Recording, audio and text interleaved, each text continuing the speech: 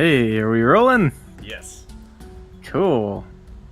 OBS is actually doing OBS things. Proud of you, OBS. Anyway, yeah, welcome to whatever session it is of... 16. Sure. I think so. Yeah, I think we figured out what it was last week, but I don't remember what that number was, so it's Last whatever it week is was now. 6. That's 15. That Okay. comes before 16. Okay. Yeah, that Usually, tracks. anyway. Yeah. Laura wrote it down and I remember numbers. That's the number. Yep. I need to find my pen. Okay. But yeah, welcome to episode 16 of the Tomb of Annihilation campaign that, I don't know, we might refer to as the Fumble in the Jungle, who knows. Approve. Yep. But yeah, so let's see. We left off last time back in Port Nyanzaru, with the party having put in orders for armor and let's see, done some financial stuff, cashing in gems and stocking up on assorted supplies and such. More importantly, having all made it back safely from the jungles of Chult, at least their most recent excursion. Scorn is in a tree, because that is where he chooses to spend his time. But everybody else is in Port Nyanzaru proper, specifically having taken up residence, or at least temporary housing, in the Thundering Lizard, the crazy, raucous bar inn thing, in front of which... Yeah. In front of which you ran into a person who claims to know things by the name of Volo. Lucius purchased a book from him and spent the rest of the night absorbing that information like a sponge, while other people danced and read over his shoulder. And Sadie is backing herself into a corner with a pillow. She's just digging the pillow. Anyway. Let her So. live her best life.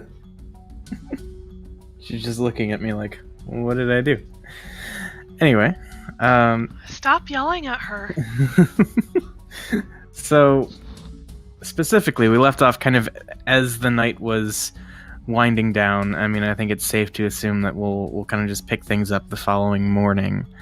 But in the meantime, after the episode recap has kind of started, and we actually flash back for a moment to a fateful encounter back in the jungle, the first combat encounter of the campaign, where you all lost a friend. And then there's this hard cut black screen, and you hear this low, bubbling, churning sound. And the occasional distant wail, scream.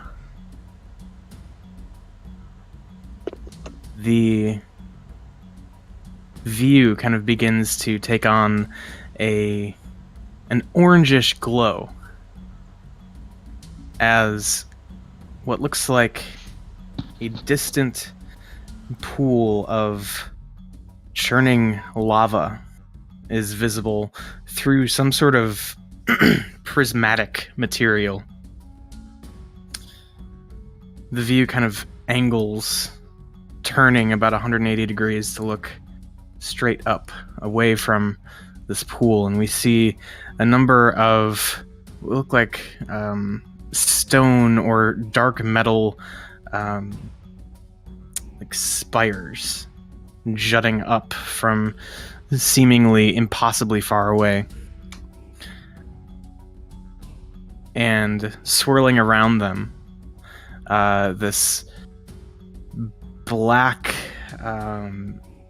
heavy smoke forming a sort of vortex up at the very top where all of the spires seemed to almost join in a horizon effect kind of thing. Specifically, though, we then turn and we see the top flat level surface of one of these spires.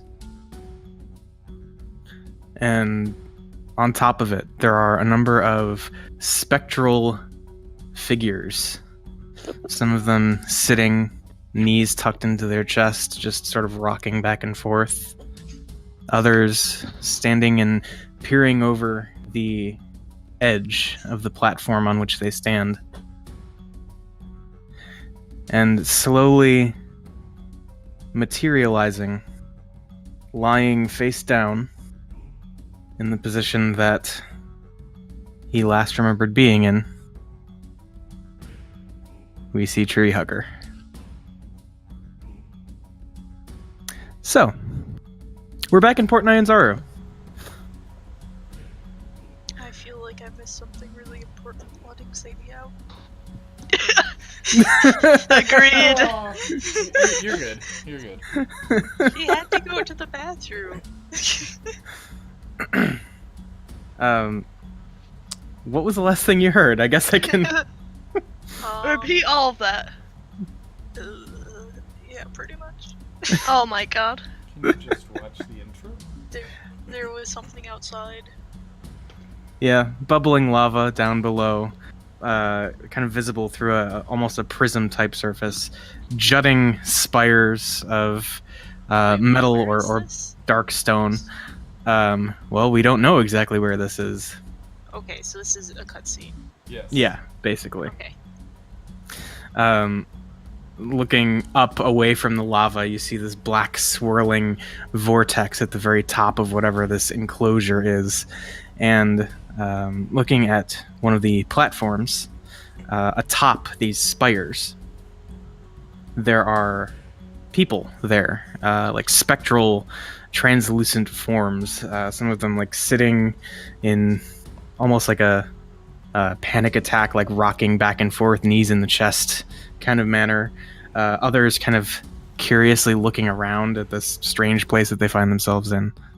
And on this particular spire, we see materializing slowly the spectral form of Tree Hugger, face down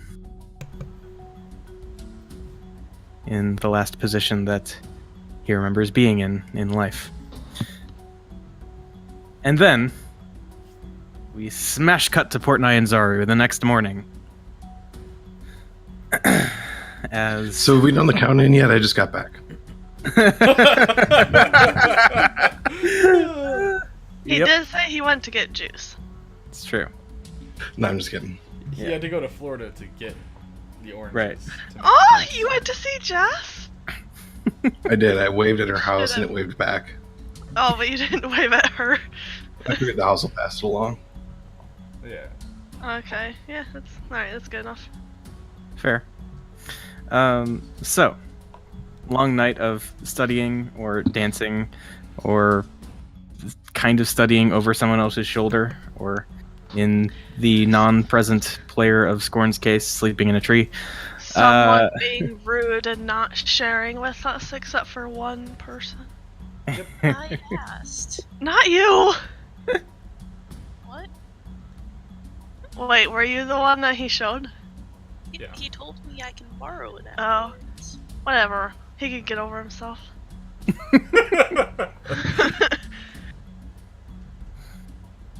But yeah, so it's the next day. We'll say that we can kind of gloss over the fact that, you know, you all got long rests, and We were sleepy.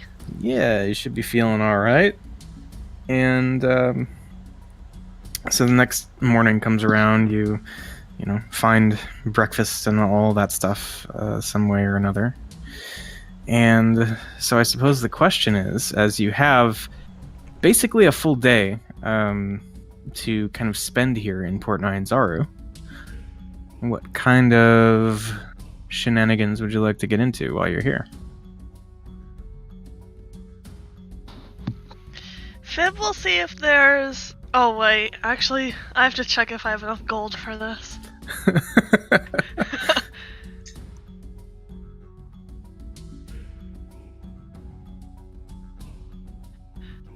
Never mind. Like, not even worth trying. I have only 14 gold. Well, Actually, I mean, like, how what are you much- trying to do? I was gonna see. Well, I wanted to see if there was some fancy weapon or something I could get, but I have only 14 gold. Yeah, fancy weapons, that might be a little bit out of your price range at this point. I think, can I go back to, I'll invite, not Dane, Thor? Thor wants to go.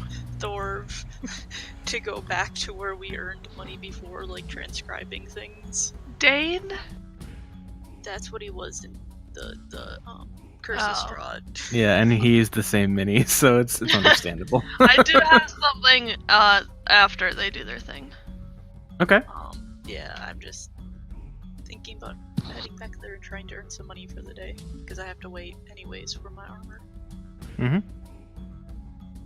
Alright. So I don't know if he wants to join. Yep, I'll go with you. Okay. Yeah, and so you head back to the Temple of Savras is where all of that went down. And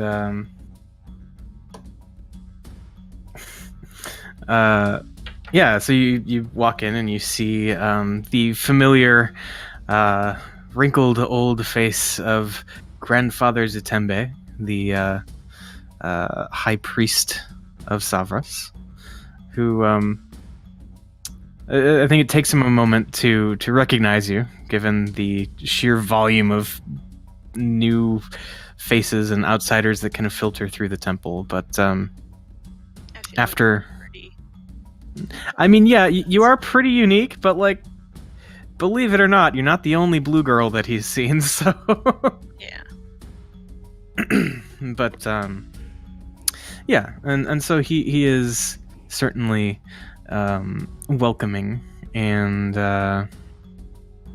you know, if you are willing and able to, you know, commit some amount of time to kind of helping out and whatnot, yeah, you could certainly be compensated for your services.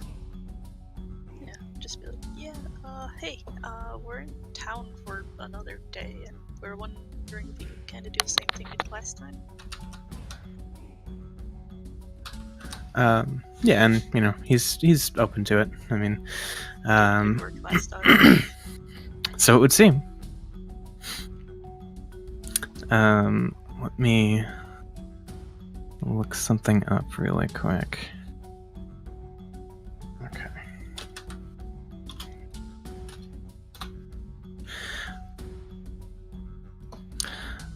Okay. So, yeah, that's a thing that happens, and so you are kind of provided a space to work. You know, again, kind of like a little, almost study room. And you get to work. And how long do you want to spend translating and stuff? I mean, I have nothing better to do than just read Lucius's book. So, I mean, I can spend, you know, that full 8 hours. Okay. 8 hours probably work for me. I don't have much else to do. Okay. Cool. All right. So then, kind of moving along then. I know Fib had something to do. What was that? Was it at the Thundering Lizard that I had set up a show? No, it was a little shithole bar down the road. Okay, I go there. Okay. I go in and I go up to the front desk. Do I recognize the person? They Mm. have a high turnover rate. You do not recognize this person. Okay. So I walk up to them and I kind of lean against the counter. And I'm like, so, you got any good performers here to do any shows lately? She kind of looks over at the dilapidated little like half stage that's kind of set up in the corner. It's like maybe big enough for a 3-piece band if you're really pushing it. God. And she's like, well, I mean, we do have performers in. They perform. Did you have a request?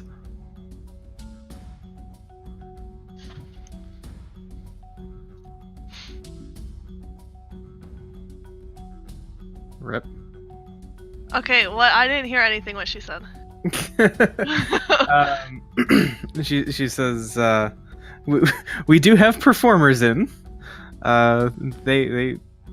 They're performers. Did you have a request? Perhaps someone that you'd like to see play our fine establishment? You hear like a cracking as like the leg of one of the bar stools just gives out underneath somebody. Why, yes, I was actually thinking that someone that could play would be me, and I did have something scheduled, but business out in the jungle, you know how it is, kept me from it, so maybe I could just do a little bit today instead. She kind of looks at, presumably some sort of schedule or something, at like behind the counter, and like ducks her head kind of back in the kitchen where you hear some like yelling back and forth, and what it's hard to make out exactly what it is, but it sounds pretty coarse. And after a brief exchange, she says, what do you play? What don't I play? And she starts pulling out all of her instruments. Okay, so there's like, what, a pan flute? What else? Viol and Okay. a dulcimer. Okay. Actually, I think that's it, just those 3. All right. But she's very impressed by them. Does she know what they are? I mean, like, I feel like you can't live in Chult and not know what a pan flute is, so that's like a freebie. As far as a dulcimer and a viol, like a viol is pretty commonplace. Dulcimer, Even if you don't no know clue. what it's called, it looks like an instrument. Yeah, but It looks like an instrument. yeah, What? I mean, like, It does. yeah, she says, all right, come back around, I don't know, just before the dinner crowd filters in. We'll say around 5. Alright, We'll get you set up. that sounds wonderful. What does this pay? I don't She, do anything for free. Yeah, she ducks her head back in the kitchen and says, again, there's like a short exchange, and she comes back and says, free drinks, 1 gold, and tips.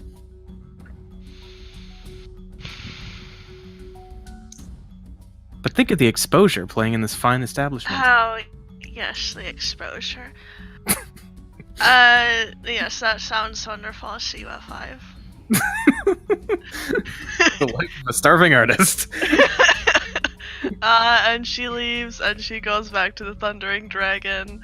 What kind of performances do they put on? So, stark contrast to the other place, right? Like, you've got this, let's see, it's probably like a 20-foot wide stage that goes back about half as deep. There's actually like a riser in the back for percussion instruments and stuff, as well as like a couple more that can be kind of brought out from the sides. The couple of nights that you have spent here, it's been large acts, like pushing 10 to 15 people. Really like loud, raucous, upbeat stuff. Lots of like Chilton influenced things. So like, you know, you've seen a lot of pan flute features, for example. But yeah, it's a pretty rockin' place. Okay, cool. So I go up to the counter there, and I say, "So, who's performing tonight?" Let's see. So it takes you a minute to even get somebody's attention, even at this kind of earlier part of the day. It's like pre-lunch crowd. The hardcore drunks are here in force already. But let's see. So the barkeep kind of eventually gets to you and says, let's see, what are they called again? And she says, oh yeah, it's a lame name, trust me, but they call themselves the Thundercats.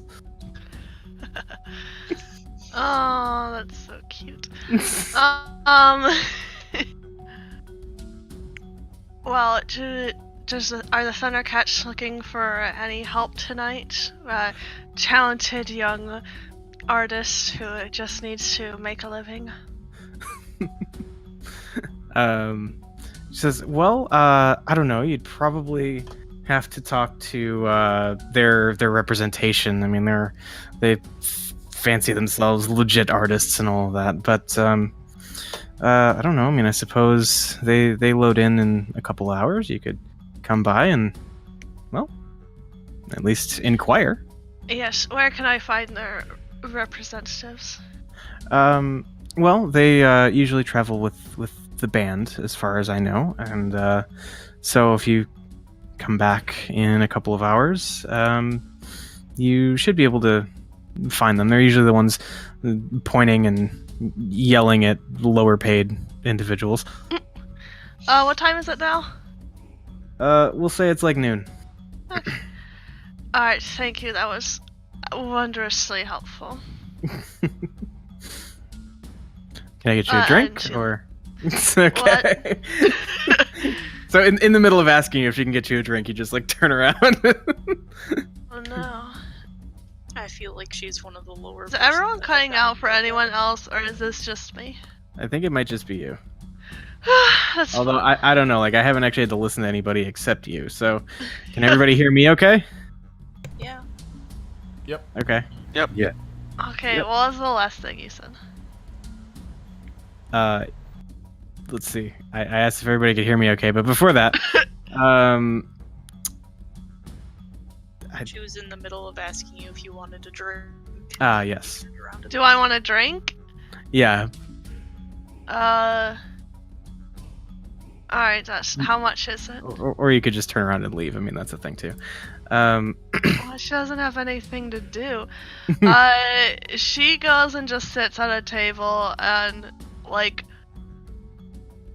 the table that looks like it will get the most attention. Like, she's taking up customer space and just Okay. sits there and meditates. Okay. So yeah, you go to like, you know, the big like double booth and just kind Yeah. of sit there by yourself.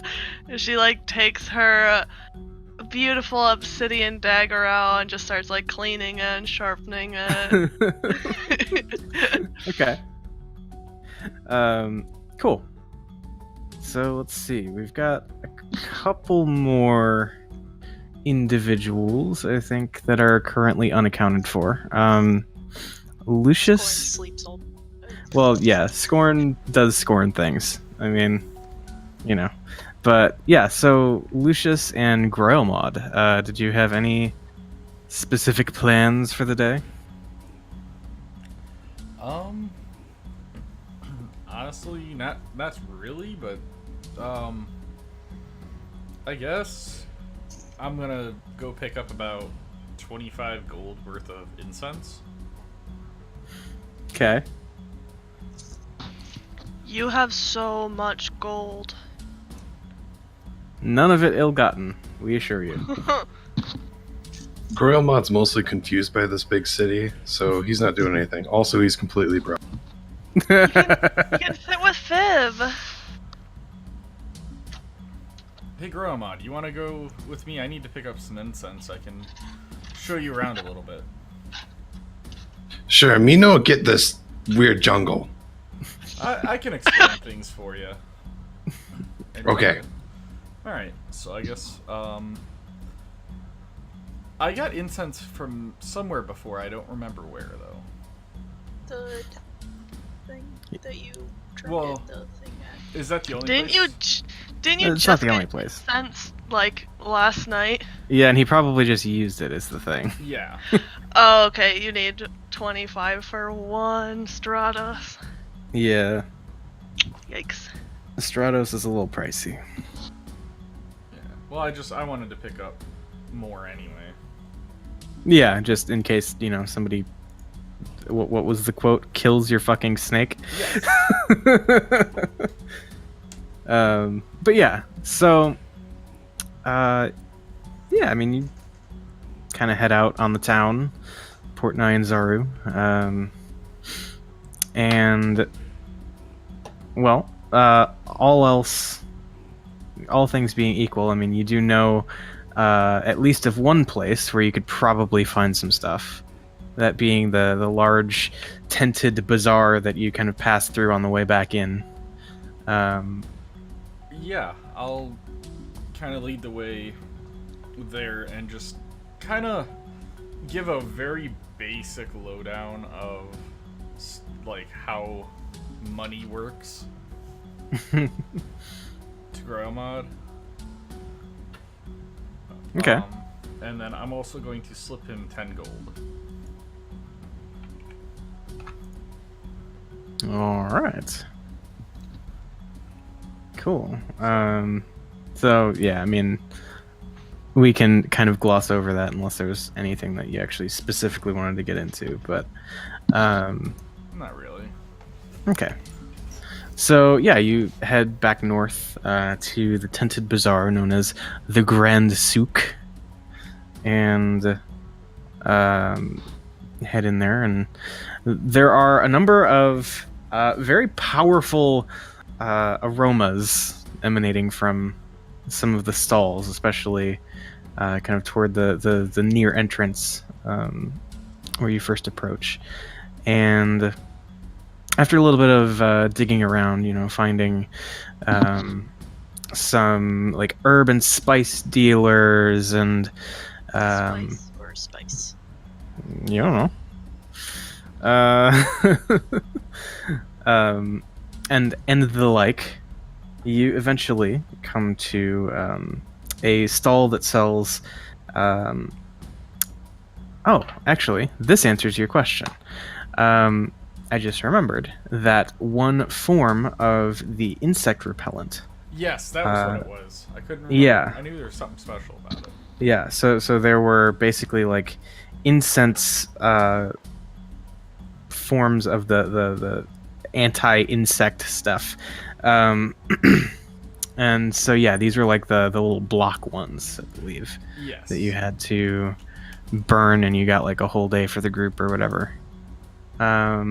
So yes, you do find an insect repellent salesman who has quite the supply of incense that he is willing to sell to you for the low price of exactly what everybody else pays. You know what? His sales It's not pitch? more. Huh? It's not more than everyone else. Yeah. You know, his sales pitch kind of sold me on it, so I'm gonna buy a full 30 gold worth. 30 gold worth. Okay. Instead of 20, I'll buy 30 gold worth. Yeah, okay. So 30 gold worth is I'm waiting for this astronomical number of blocks.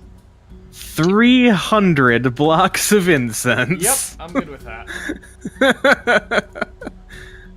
When lit, if you're using it, actually as an insect repellent, it burns for 8 hours.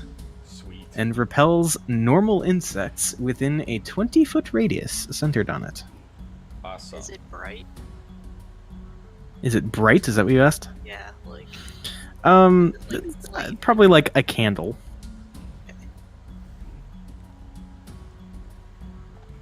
All right. I will look to Groymod and say, well, we both have 10 gold now. So, is there anything in particular you would like to look at while we're here? Food, I bet it's food. items, weapons. I bet the big city has really good lizard tails. Let's get some lizard tails. All right, let's go get some lizard tails. As Okay. an aside, I do have the book, the Volo's book, in my bag. I've got like a little backpack Okay. on, Mhm. so I am taking that with me. And wherever we eat, I might pull it out and read a little bit. Okay. How long does it Uh, take him to read it? Like, not long. Let's, hold on. Let me look at one thing. It's Um, a fairly large book, IRL. So Yes, this is true. But, If you I mean, spend Lucius several is hours reading pretty it. smart.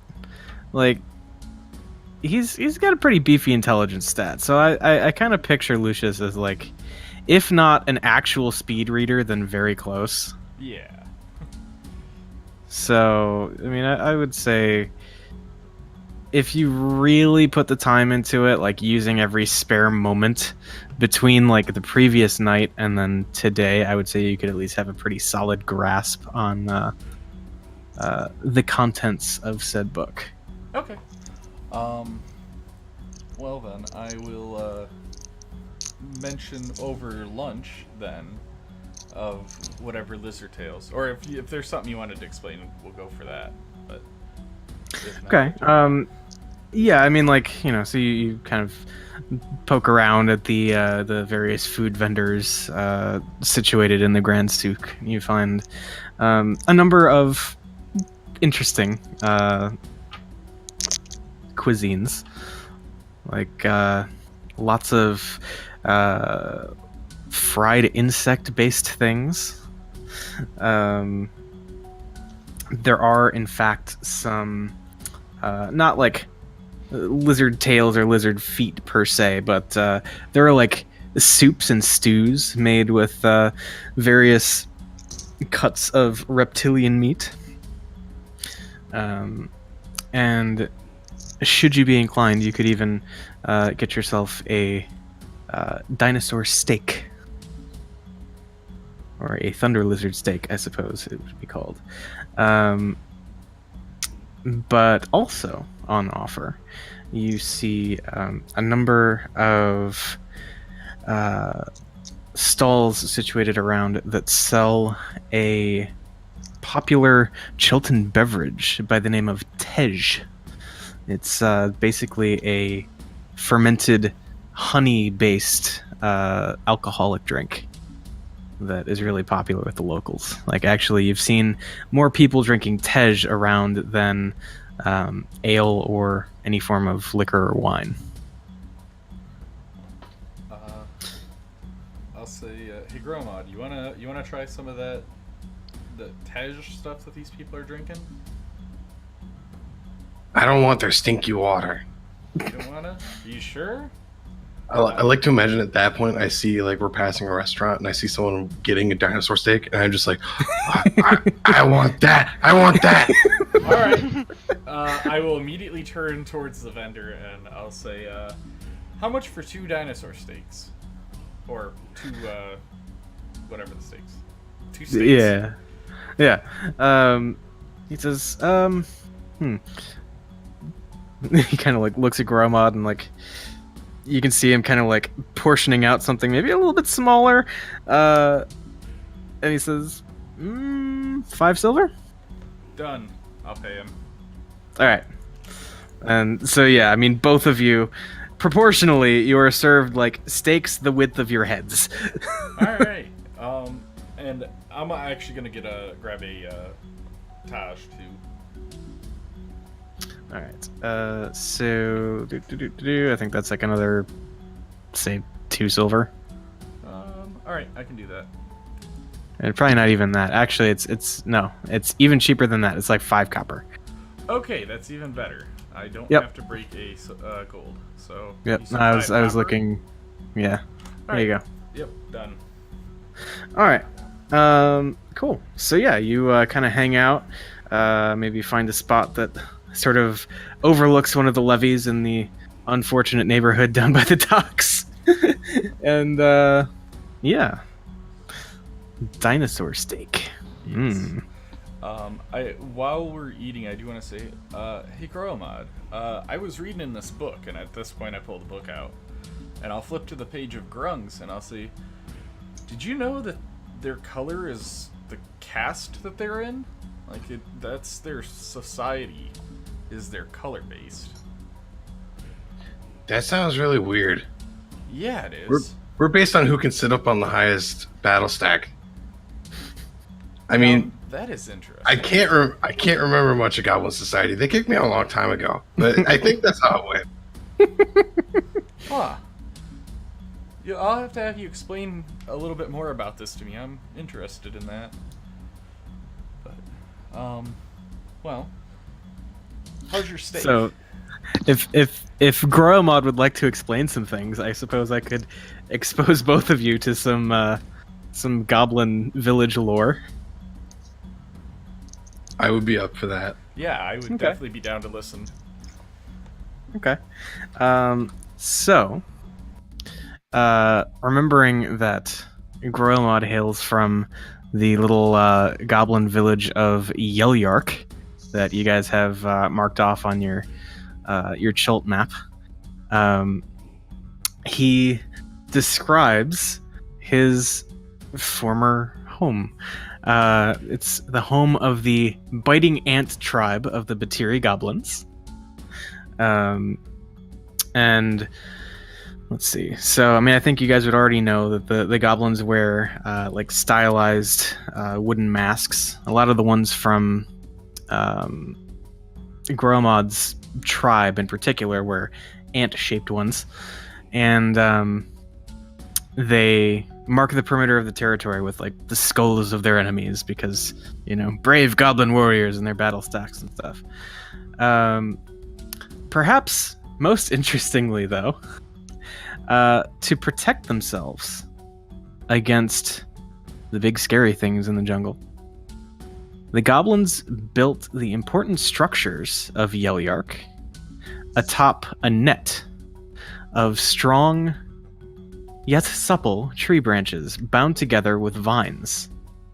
The net is rigged to a heavy tree that's bent down like a giant spring. And if something that looks too big and scary for the brave Batiri warriors to handle comes too close, they cut the line that holds the tree down, and the entire village gets basically like rolled up and launched somewhere else into the jungle. That's cool.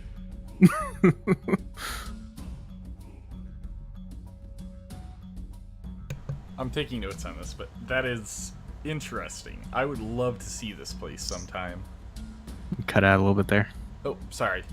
I said that is interesting, and I said I would love to see this place sometime. If nothing else, just to see how they have it set up.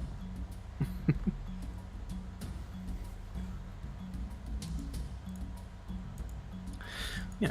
So I think when he mentions that, he's like, speaking of, and he like digs in the dirt. Where your net? You mean in this place? Yeah. So you said we're like around somewhere in that area, like in the. So yeah, so like where you bought all your stuff would have been like right there. So probably somewhere, yeah, along like this like terrace levee kind of thing. All right. Well, I will. I'll take him like just to the nearest wall, and I'll walk up to it and I'll say, "You see this?" And I'll point to the wall. Say, "This is what keeps the bad guys out, or in, or you know, we don't use a net. we don't just send our village elsewhere if something happens. This protects us well enough, and if it doesn't, we have the numbers to overwhelm pretty much whatever would attack. I see. I don't know if I trust this wall. Well, And he like scratches at it and like tries to climb it a little bit. Yeah, I mean it's not a frictionless wall, so you know you climb reasonably well. Well, I'm gonna kind of walk in. Where's the ruler?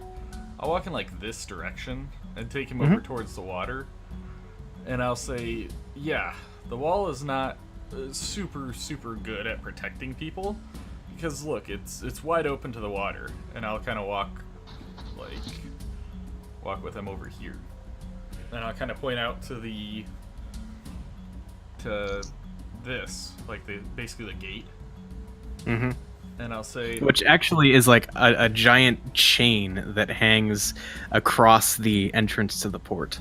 yeah. I was just about to ask that. And I'll point out to that and I'll say, that prevents boats and things from coming in. It doesn't prevent people from swimming in, but the waters are usually pretty rough. And sharks. Yes, and, well, you're not there. You hear the disembodied voice of Sirity. And sharks. Yeah. I'm not entirely versed on what's in the water, but I would guess there's something else that would... Spider shark? Spider shark. Batman spider shark. Bat shark. Sorry, wrong annoying superhero theme song. Bat shark. We Batiri depend on Shark Boy Kilbeg to protect our cities from water stuff. I Oh. love him. Well, I love Shark Boy Kilpig. well, I would assume with us walking around and shopping and stuff, it's getting a little later and stopping to Yeah. eat and talking. So say, well, Yeah. we might want to head back towards the inn, and I'll have you tell me about this Shark Boy Kilbig that you speak of. And his big fuck off sword. and his shield, Shelob. The best. I love him. Okay, so yeah, you begin kind of heading back around past the Grand Souk again, and as you're passing by, I think in like one of the outlying little stalls, you you hear there's like a commotion going on. Like there's this guy who's standing at the stall, and he's like, he has something in his hand, and he's like shaking it, just over the top. Like there's panic, there's anger. He's just yelling, "You did this to me!" And wild-eyed, just staring at the person behind the stall. And as soon as that kind of starts breaking out, the guy behind the stall like hurriedly kind of like runs around and he like grabs this whatever this is that's like in the guy's hand. He like kind of clasps it and like pushes it down. Says something very quietly, I'm being sending very like Stratos, hushed. Okay, so so return of the flying snake. yes, I'm gonna send him over. I'll have him. How crowded is it? Like, is it enough to where I could send him along the ground and him not really be noticed too much? I mean, it's still a snake, so like, All right, how far away are they then? we'll say like 30 feet. All right, I'm gonna just pop Stratos at the foot, like the base of his stall, like just kind of Mhm. underneath it, and I'm gonna listen. As soon as this happens, that's where I'm gonna pop Stratos, and I'm gonna listen in, and I'll just kind of grab Gromhod and I'll say, please don't move," and I'll go into the vision of the snake. Okay. So I've got my hand so yeah. physically on Groilmod. All right. And Growlmod just like freeze frames. Okay. So, So, yeah, you immediately kind of like launch yourself into a position to overhear this like hushed conversation. Like, this is the. You got the Yatepka Society involved with the. I know it. Obviously, it wasn't you. Obviously, but they're here now, and if they know about me, that means they know about you. Kind of like a silent exchanged look between the two, like, oh boy, we're fucked. what is this thing in his hands? So yeah, as the conversation kind of hushed up a little bit, dude let go of the angry guy's hand, and you can see just kind of like maybe half of this thing protruding from like between a thumb and a finger.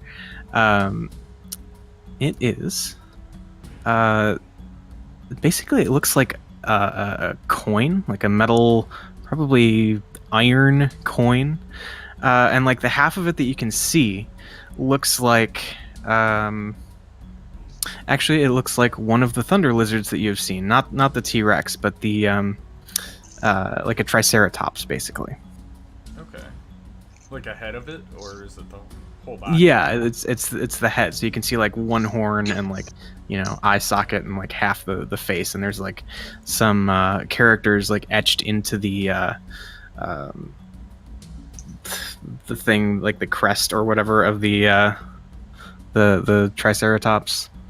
And what was the thing that the society they mentioned? The Yatepka Society. Can you please spell that? I suppose I could do that.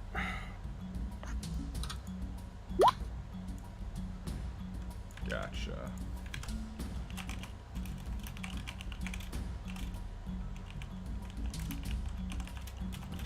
Alright, so, Groilmod would just hear me muttering, Yatepka Society, coin, and then, is there anything else that they say, or are they just kind of... Yeah, so the conversation goes on. Okay. And like after this shared oh boy we're screwed look, the guy who is like calling out the vendor says, look, I can't be involved in this. I have a family to take care of. And he like looks down at the little coin again and says, I don't have a choice. I have to go and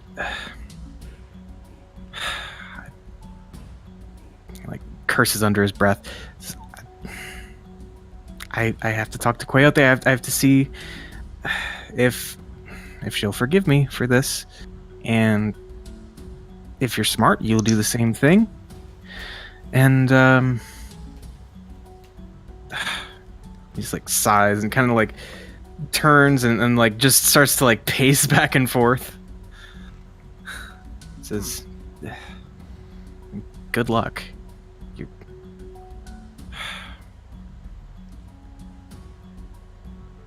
And he looks at the vendor one last time and just again like sighs and turns and kind of walks determined but like terrified. Like the color has drained from this Chultan man's face, and he's like the palest tan person that you have ever seen.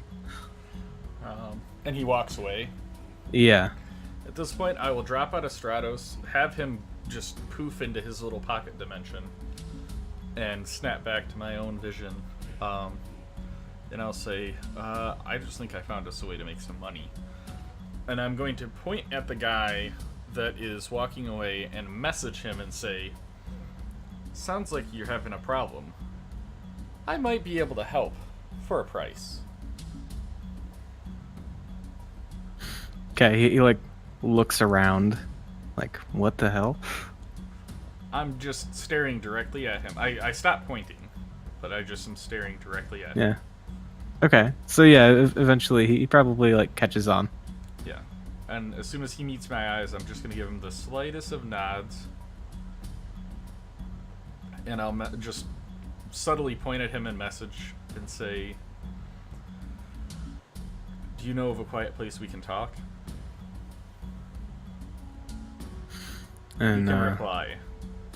yeah, he like visibly, even from like across the street, you can see him like visibly gulp, and he says,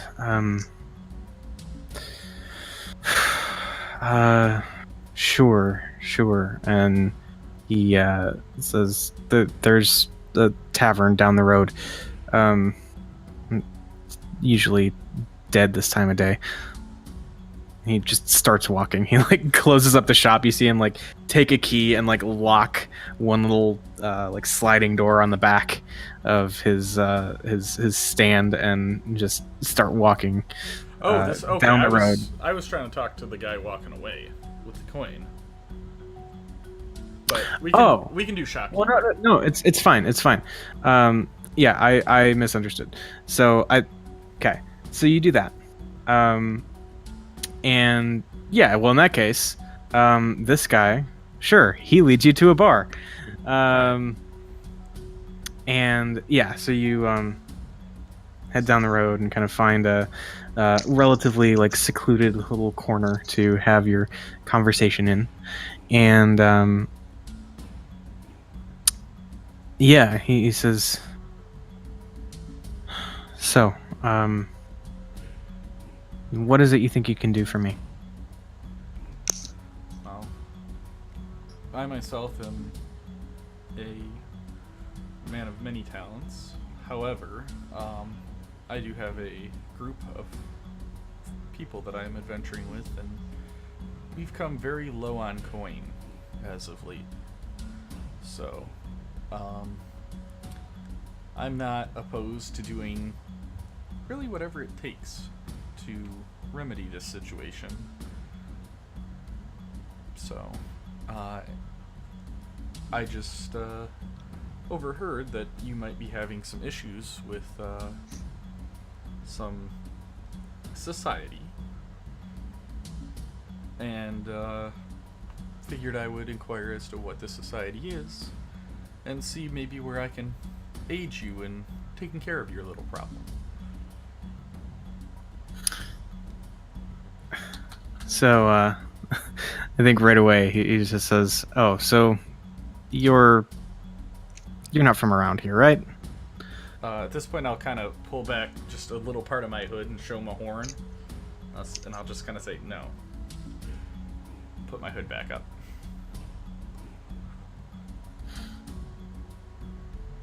He says, if there's one group in the city that you don't mess with, it's the Yatepkas. Nobody knows how many of them there are, but I mean, they seem to have eyes everywhere. And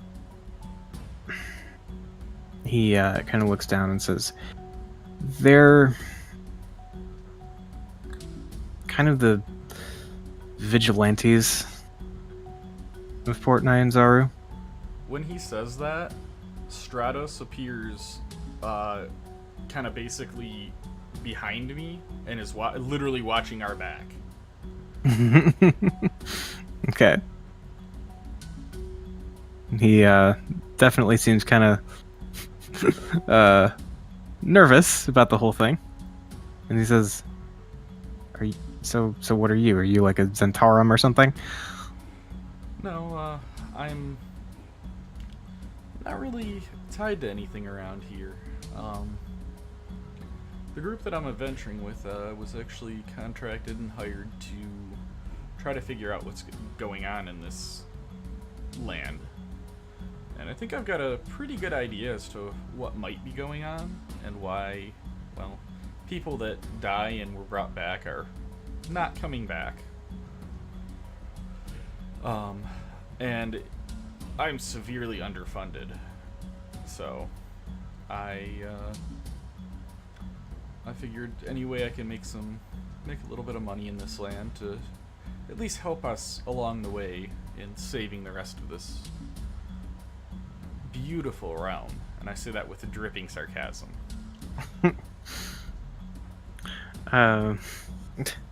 He says, well, you know, like, again, just like curses under his breath and says, I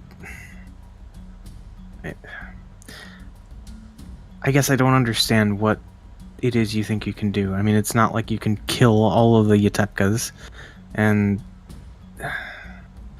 all right, let me back up. He like reaches into a little like satchel at his side, and he pulls out, like, let's see. So it's like a little fruit, little kind of like fuzzy, almost like a misshapen peach, and he like puts it down on the table and says, all this trouble is because of this little thing.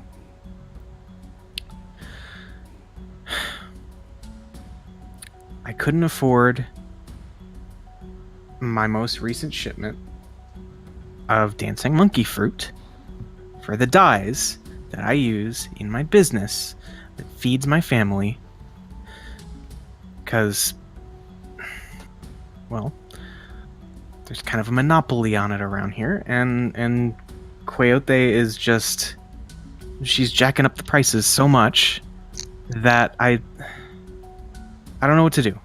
I didn't know what to do, and so I looked elsewhere. At this point, he sees a smile, almost like a smirk on Lucius's face, and Lucius kind of starts nodding.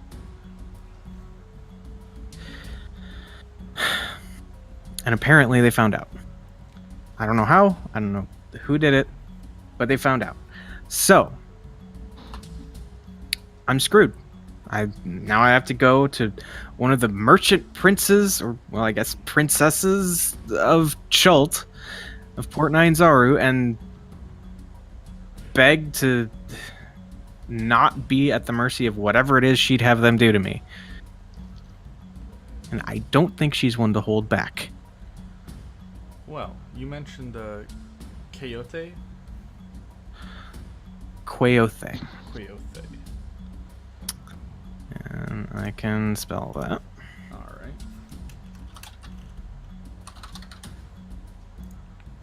There's actually a little accent on the E, but I don't know how to type that off the top of my head. Gotcha. Alt 130. Sure. Yeah, that's a thing. Alright, good enough. I do a lot of typesetting. Nice. Alright, I'll say, what can you tell me about this person? Because it sounds like all of your troubles stem from Coyote. Yeah, you could say that, I guess. But, well, messing with one of the merchant princes is a surefire way to get one of these things. Up the little, Triceratops coin. And, it says she's, obviously, like I said, one of the merchant princes here in the port.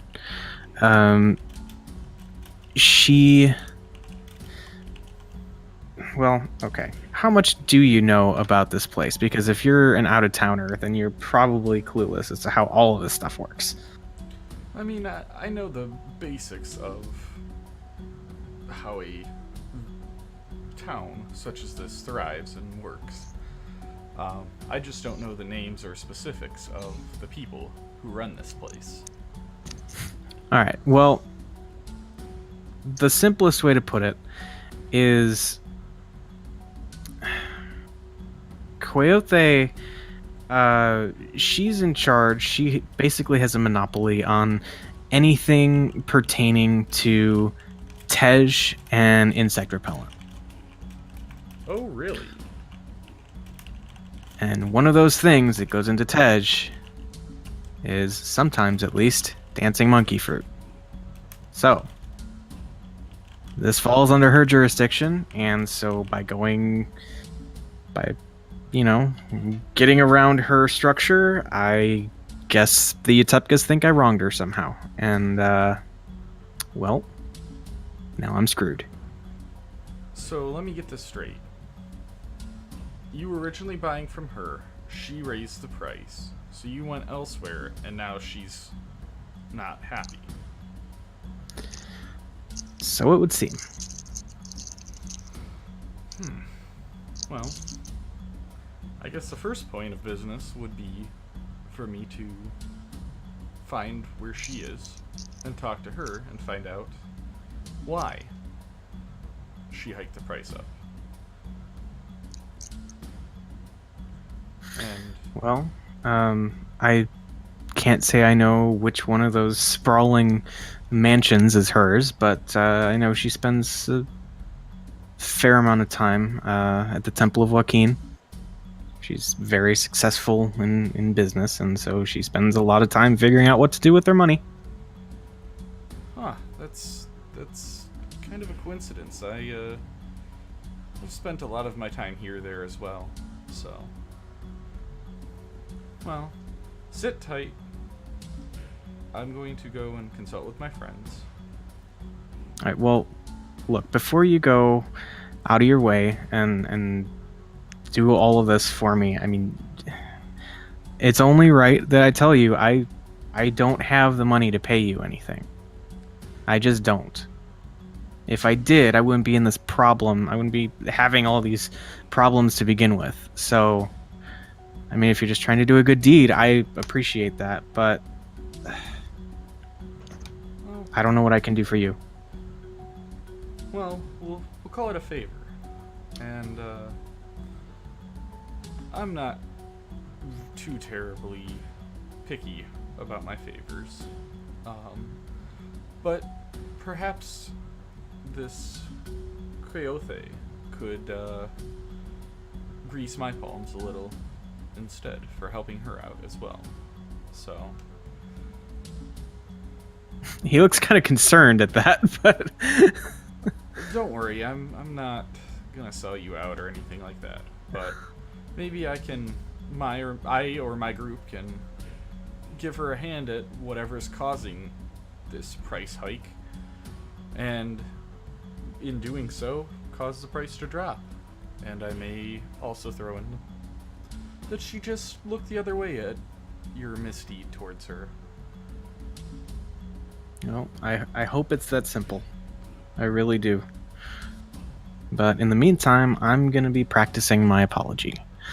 So, he finds like a little scrap of paper or something, and a little piece of charcoal, and like writes down an address, like kind of down the road from where you are, and says, "If you make any progress, this is where I live. Just look me up there, and if nobody's home, then we probably fled for God's nowhere." Alright. Well, I will reach out and I'll say, my name is Lucius, by the way.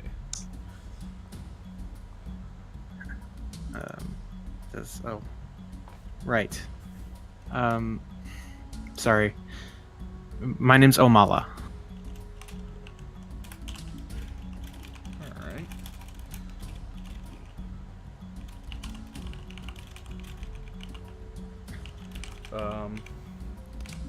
Oh, by the way, this is Groilmod, and I'll point over at Groilmod, because I'm assuming he's been there. He's still freeze framed because you didn't say he could move any muscles yet. Well, no, I came back. Oh, I'm sorry. I came back and I would have said. So you have an anime frozen Groilmod. And I'll say, you can move now, or you know that, right? Oh, thank God. He just starts scratching his nose. That's been bothering me for so long.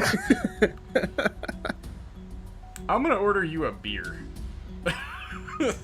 So I'll order Groilmod a beer too. Okay. For that. That was pretty impressive. Yeah, so beer is brought over. Groilmod is served his first beer, I guess. This water looks weird. Taste it. See what you think. I'm going to actually cast Prestidigitation.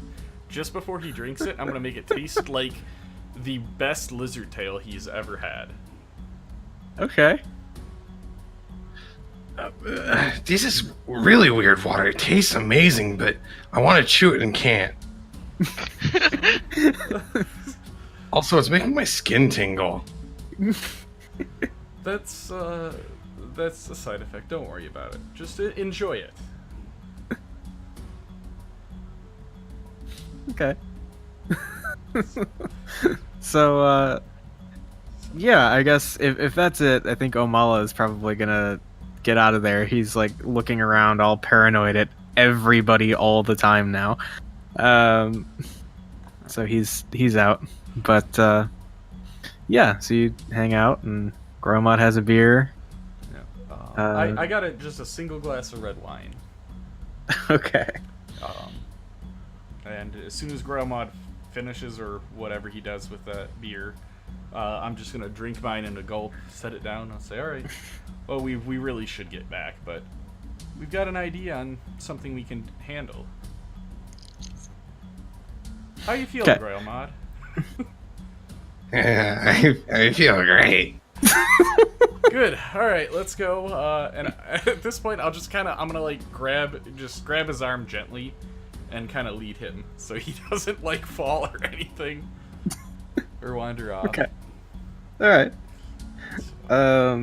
Cool. So,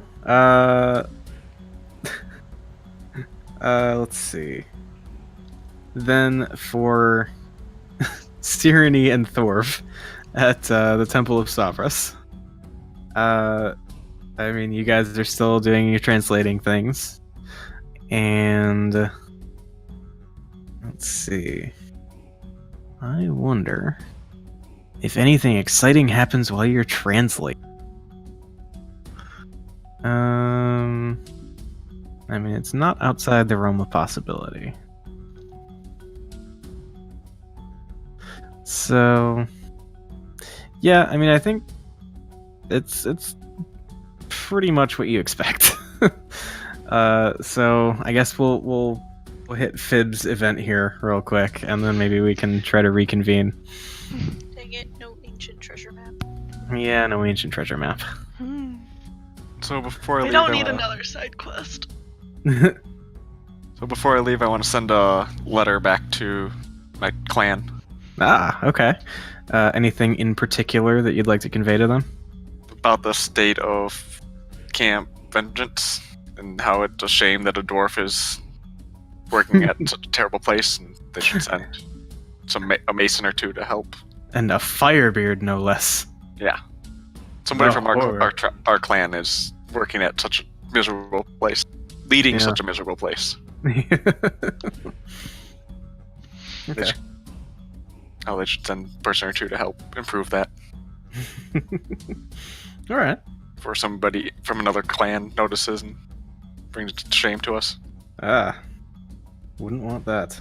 No, Okay. not at all. Cool. Very cool. That's a nice little backstory inclusion. That's cool. All right. So, we get back to Fib as she kind of concludes. As she's getting toward the end of her time, kind of waiting around for the band and the roadies and such to kind of start loading in. And so you've just been like meditating and like cleaning your fancy knife and all that stuff. Yeah, just doing boring things. Okay. Sorting out her pack. Okay. Cool.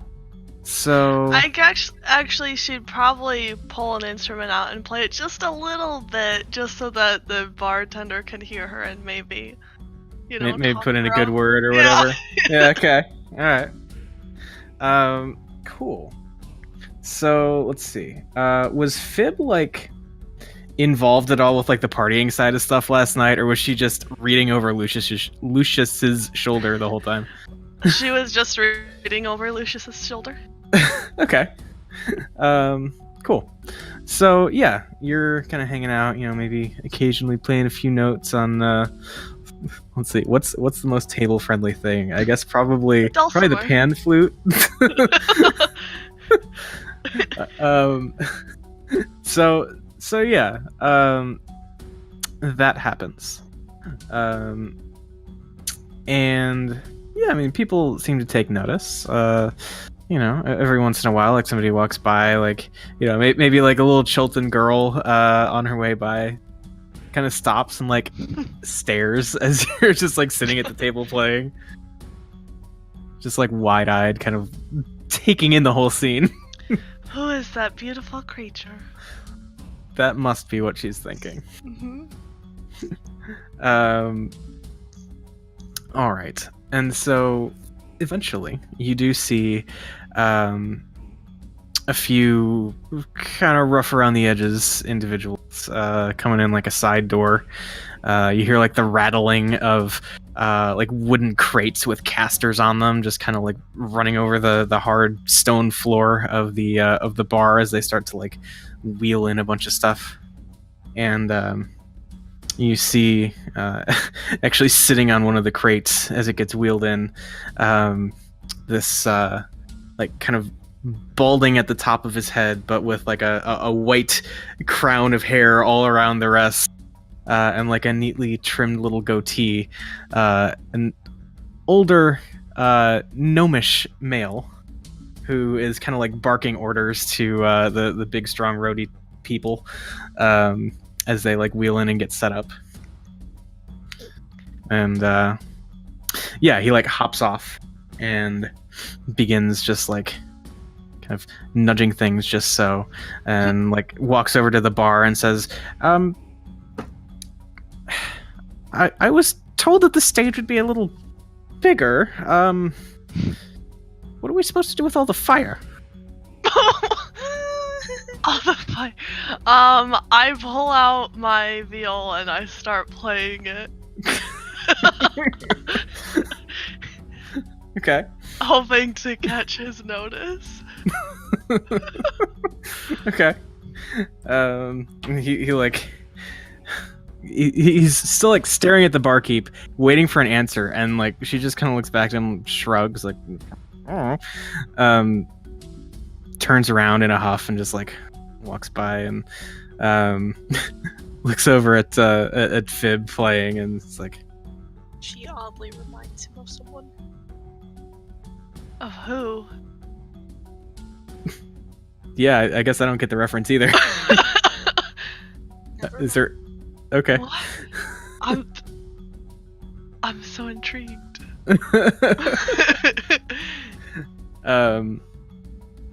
But yeah, and he like stops for a second and he's like staring at the stage, and then like every once in a while kind of shoots a look over Fib's way. Says, Could you cut out that racket for a moment? I'm trying to plan a show. When he says the word racket, it like stops with like and like she like snaps her head at him.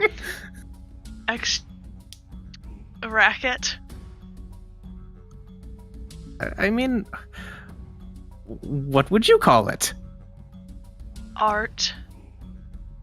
Oh, art. And he like rolls his eyes and shakes his head, kind of like gets back to, one arm across, like the other kind of resting on it, like, hand under the chin, like, how are we going to fit in all of this pyro?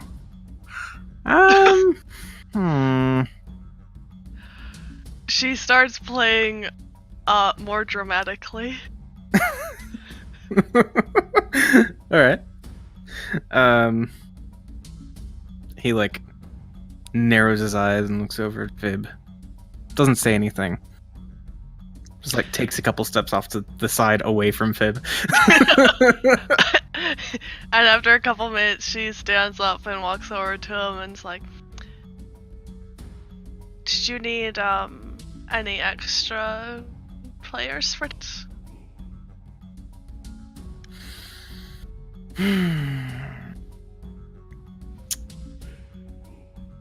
He looks over, at you, at the roadies, at the like the different crates that are all like labeled with presumably like different people's names. Says, well, no, I don't think so. Away with you. What if something were to happen to one of your players? Wouldn't you want backup, just in case? Is that a threat? Who would I be to be threatening such an imposing man? Of course it's not. Says, damn right. And he like turns back to the stage. Oh. Does he have like a drink or anything? No, not at the moment. Okay. Viv sits back down and she's gonna just keep an eye on him. And if he gets like any food or anything, just let me know. Okay. Alright. And also, are the performers there? They don't seem to be here yet, no. Okay. Or at least not inside. She goes around to the back and sees if there's like a... What is it called? A fantasy trailer for them. like the ye old medieval tour bus. Yeah. Okay. So kind of like lined up along the back of the Thundering Lizard, there's like a convoy of like covered wagons and carriages. You do see there are like a couple of carriages toward the back, from which there are like wispy white trails of smoke rising up. Okay, she goes over to it. Okay. And knocks on the door. Okay, so you approach one of them, and already out there are like probably 3 people, like a couple of Chultans, and probably like a half elven woman. So like, let's see, female Chultan, male Chultan, female half elf. And they're kind of like clamoring to like look inside the carriage and like say, hey, it's the Thundercats. But yeah, so you walk up and you see this scene. That's annoying. A bunch of groupies in my way. Yeah, kinda. Oh, I don't even. I'm not gonna waste a spell slot on them. But you thought about it. I did think about it. Because it would be funny if, like, one of them got sick or something, you know?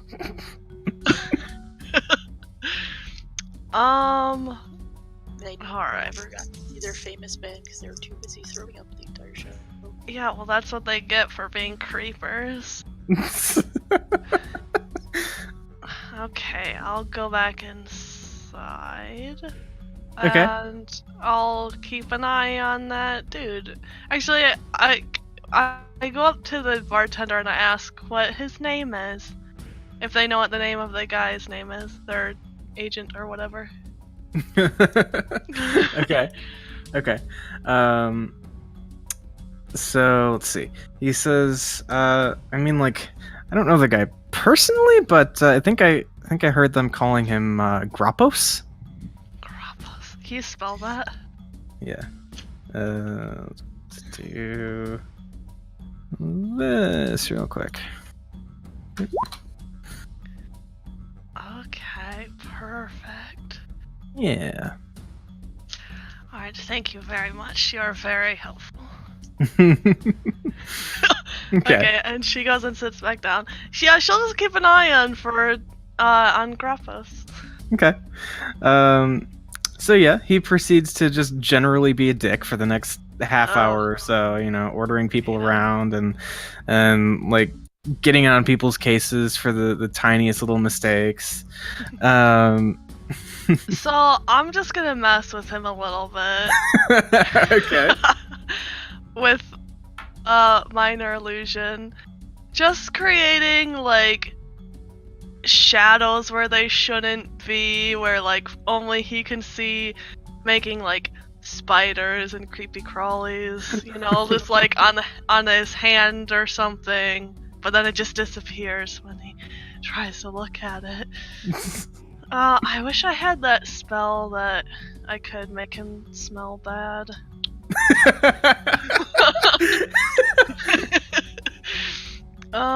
Let's see.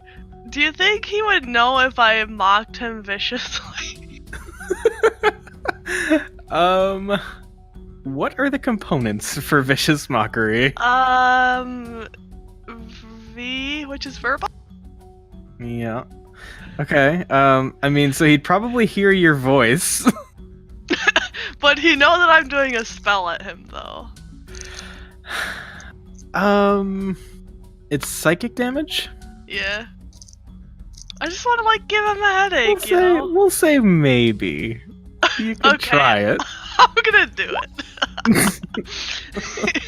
Okay. Alright, let's have this guy that I totally just pulled out of my ass make a wisdom save. Go. Well, he doesn't seem very wise to me. I mean, either way, he'd have to have a +5 to make that save, and that's not happening. So, okay, 2 points of psychic damage, and Just so all of like- a sudden, go ahead. Just to, like, give him a little headache, she just makes a comment about it, you know, his receding hairline. Okay, so yeah, he's like standing there, and you like kind of say it, you make the comment, and he like turns and it's like one eyebrow raised, like, how, damn migraines. Fib just chuckles and walks away. She's gonna go back to the whatever the other place was called and perform there for a measly 1 gold. Okay. And tips. And tips Yeah, and free drinks. Because I'm sure there will be so many customers. Hey, when are we going out? Tomorrow morning? At Back the to the jungle. earliest. Okay.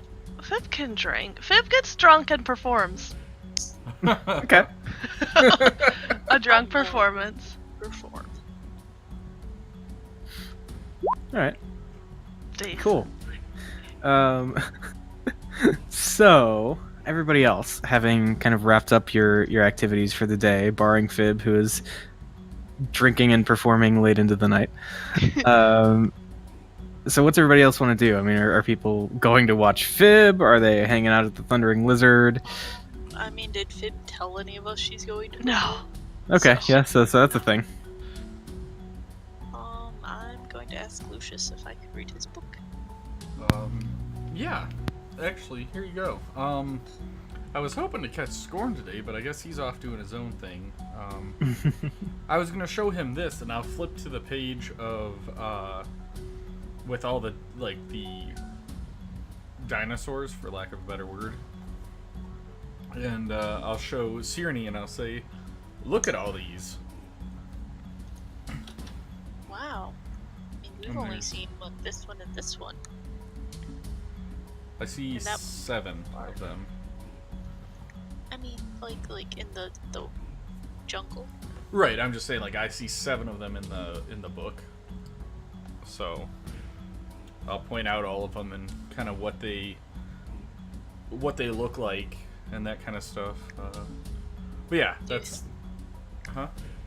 Do you think he could turn into any of these just by seeing them in a book, or does he need to, see them in, I don't know, real life? I'm not sure. That'd be something to ask him. I'm interested in this, and I point to the Quetzalcoatlus. Quetzalcoatlus? Yes, that one. I'll say I'd be interested if he could turn into this. Because he might even be able to carry some of us. Yeah. Maybe. I'll have to ask.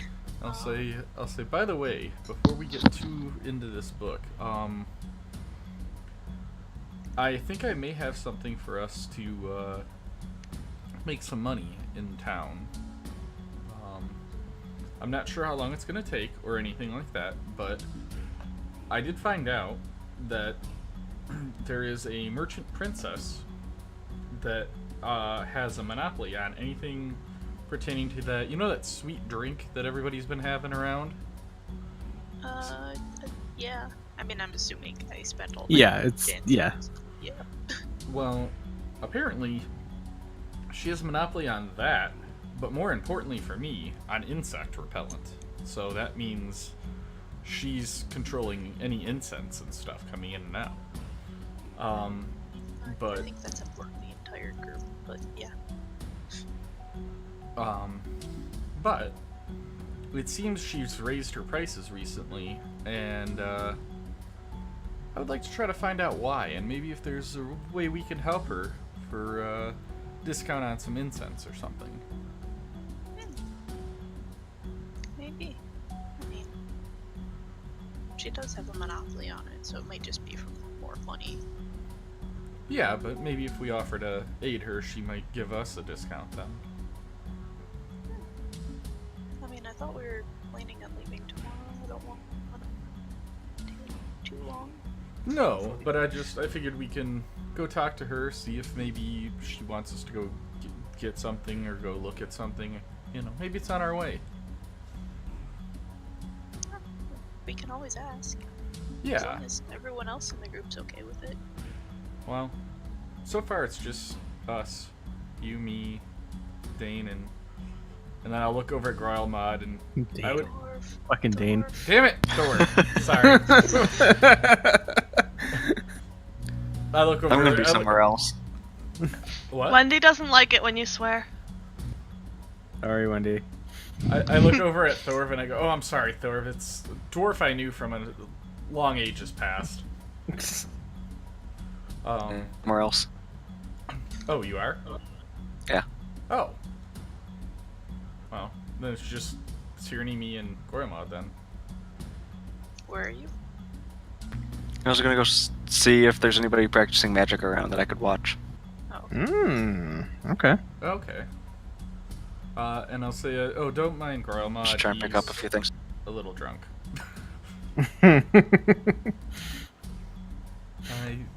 showed him society. well, that might have been good. I showed him society. Now he's drunk. Smelly water! That seems like an appropriate reaction. Yeah. Okay. So, yeah, the three of you are there, I guess, kind of talking shop. Then I'm gonna see. read his book. How much money did me and Thor make? We'll say you guys made like 5 gold apiece. It is specialist work, and therefore a bit more pricey. Yeah, because I feel like they don't find too many people knowing the languages I know. Yeah. I mean, like, there are probably a surprisingly high number of people who know Celestial around there, but, like, Primordial and, I mean, even Abyssal is like, eh. To find a trustworthy individual who knows Abyssal. Yeah. Like, somebody that you would let around your treasure troves of ancient documents. That's a thing in and of itself. Yeah. I mean, I also know Celestial, so that's a loophole. Like, they're like, what? But yeah, so you got a pretty decent return on your invested time. Yeah, so all right. As far as Thorv, not Dane. Let's see. What kind of fun stuff could he get into pertaining to magic? Surely there must be something that will scratch that itch. Let's see.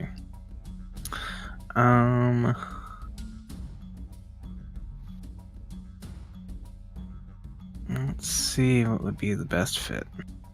I suppose, yeah, so Thorv, you kind of just go wandering, looking around for really any traces of magical activity beyond what has kind of, I don't want to say come to be considered mundane and everyday, but like there are some applications that you're just kind of used to seeing magic at this point. But let's see. So let me find where this place is that I'm going to tell you about.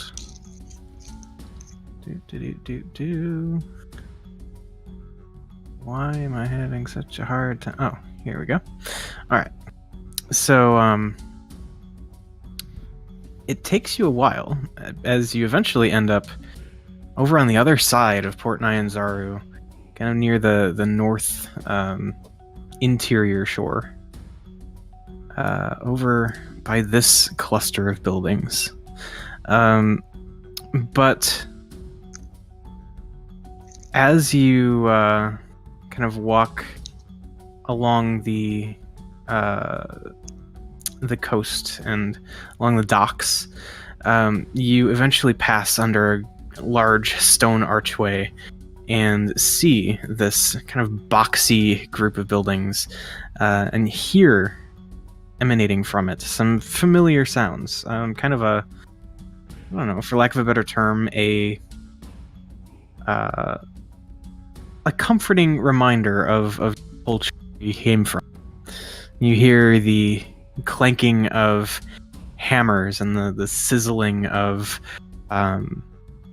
metal implements freshly forged being quenched. And every once in a while you see a strangely colored flash of light. And as you kind of approach, you see that there's kind of this courtyard in the midst of all these buildings, where a lot of this forging and apparently enchanting activity is going on. And you watch as it looks as though they're putting the finishing touches on a almost like a fountain kind of arrangement, but as the water jets up out of it, it falls and seems to disperse around some sort of invisible centerpiece and form the now somewhat familiar outline of the ancient Chilton god Ubtao, complete with little engravings of labyrinthine markings along the chest and belly. And kind of watching the group that's working on it, you see like ever so delicate adjustments being made to whatever this thing or force or spell or what have you is in the middle that kind of makes the whole thing work in such a way. And yeah, I think you see basically some people working on what would be, it would be like shield type magic, abjuration, maybe some conjuration in there as well. But let's see. So I'm trying to think of how we can like apply this though to you directly. What is it that Thorv is specifically looking to pick up? Or is it just kind of, I want to watch people do magic and kind of glean what I can from that? Yeah, just different spells that might be useful into combat just to observe what different things there are, maybe how to cast some of them. Okay. So, I mean, you probably you could spend some time here, but then it also probably crosses your mind that you are like stone's throw away from Wakanga's house, who is basically the authority on all things magical in Port Nyanzaru, and kind of your go-to contact from Syndra when you were first sent here. So, do you have any significant finances to put into this, or is it more just I want to see if I can like just straight up learn stuff from people? Yeah, no, just watch, see what different types of magic the people are using, see if I can Okay. figure out how to make any of them work by watching. All right. So yeah, I don't know that you'd like be able to pick up any new spells or anything, but I think you would see probably some like recontextualized stuff that either you know or you have seen Sirenny use, for example. Like a lot of control water type stuff is really in her wheelhouse. I don't know that you'd really be able to just pick up any new skills though, unfortunately. Yeah, just observing, just see what there is. Okay.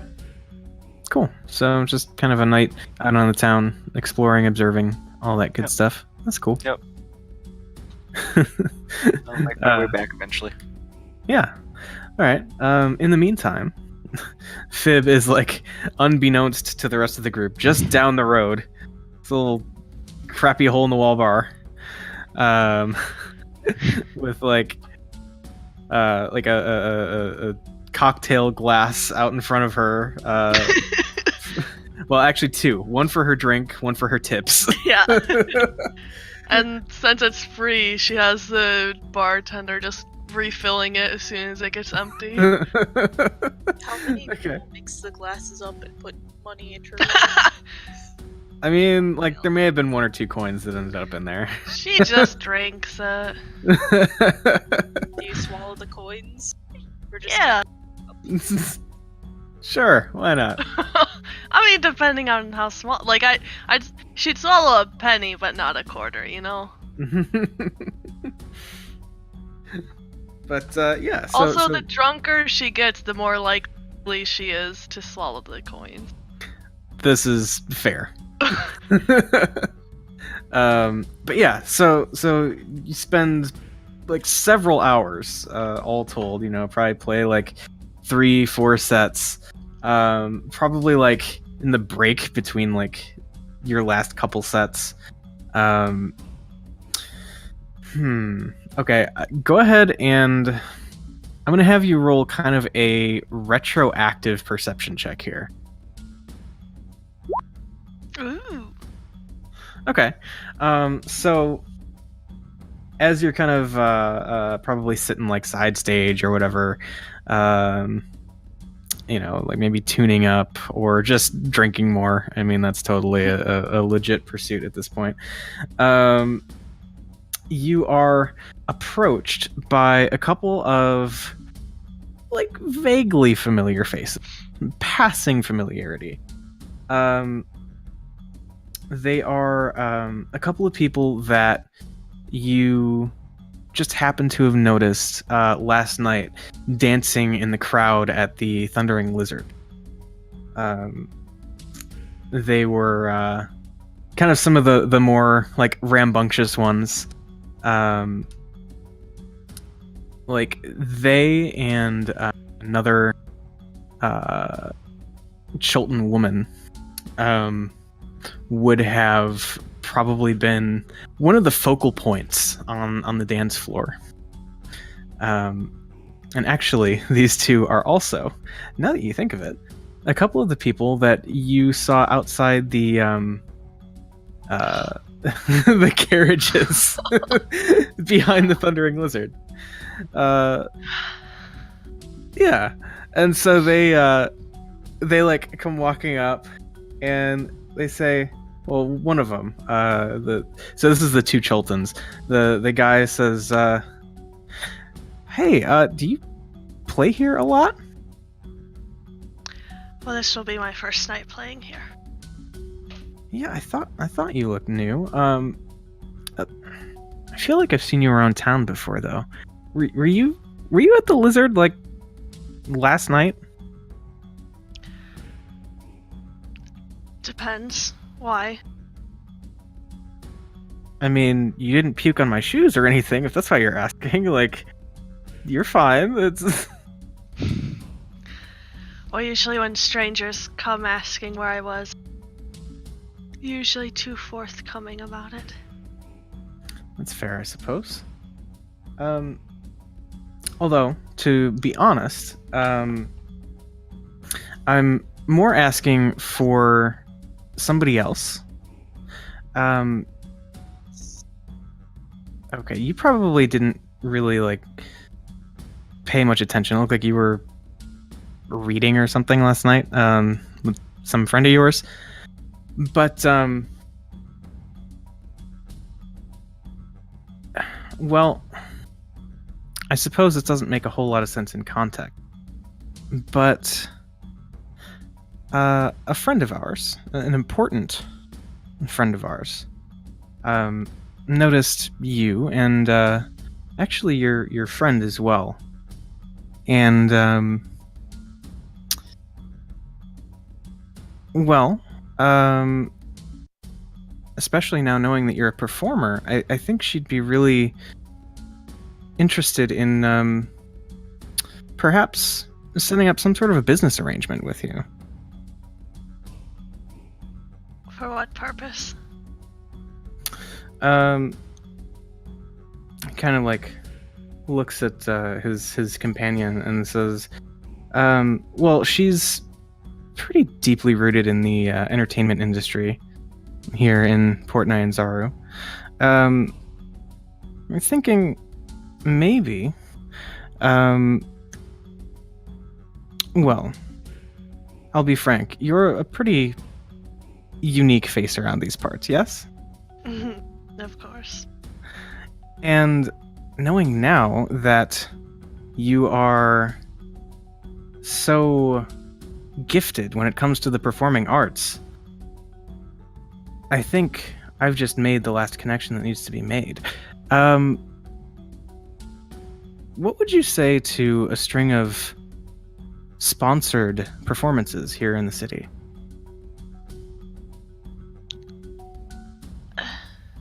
Well, that sounds very good, but I won't be staying in the city for long. So, even if, say there were anywhere from 30 to 40 gold a night in it for you, available up front, not having to play for tips. How many nights?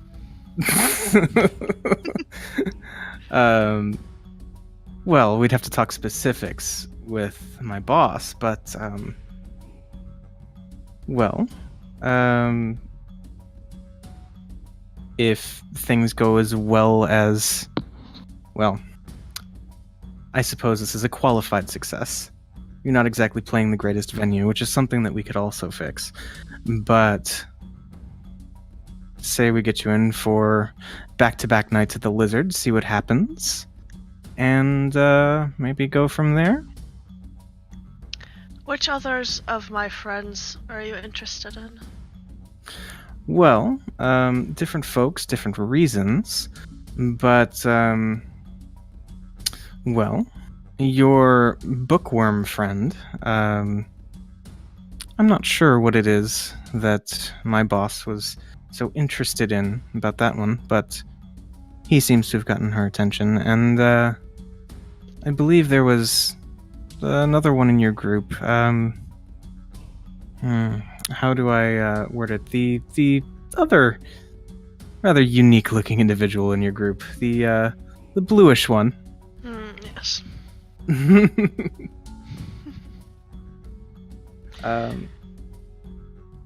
So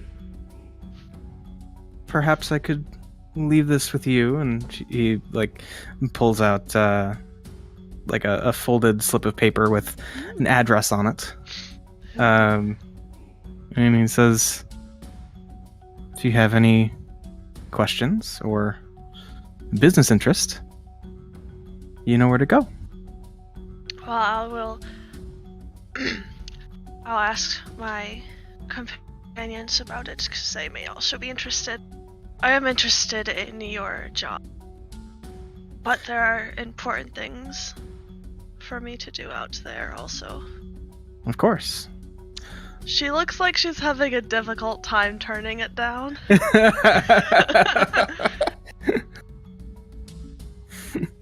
All right. Yeah. Double my gold in one night. Ugh. Yeah. So he leaves the app with you and says, "We look forward to hearing from you." Yes, very well. Have a good rest of your show. Slight bow and throws a platinum coin into your tip jar. Oh my god! He does not swallow it. Oh, that's so much. She tries to hide her excitement. Hang on. Okay, we'll call it. Yeah, there you go. Yeah, she's just like, eh. Okay. Chill as a cucumber. What? Chill as a cucumber. Mm-hmm. That's fib. How Alright. much in tips did I get?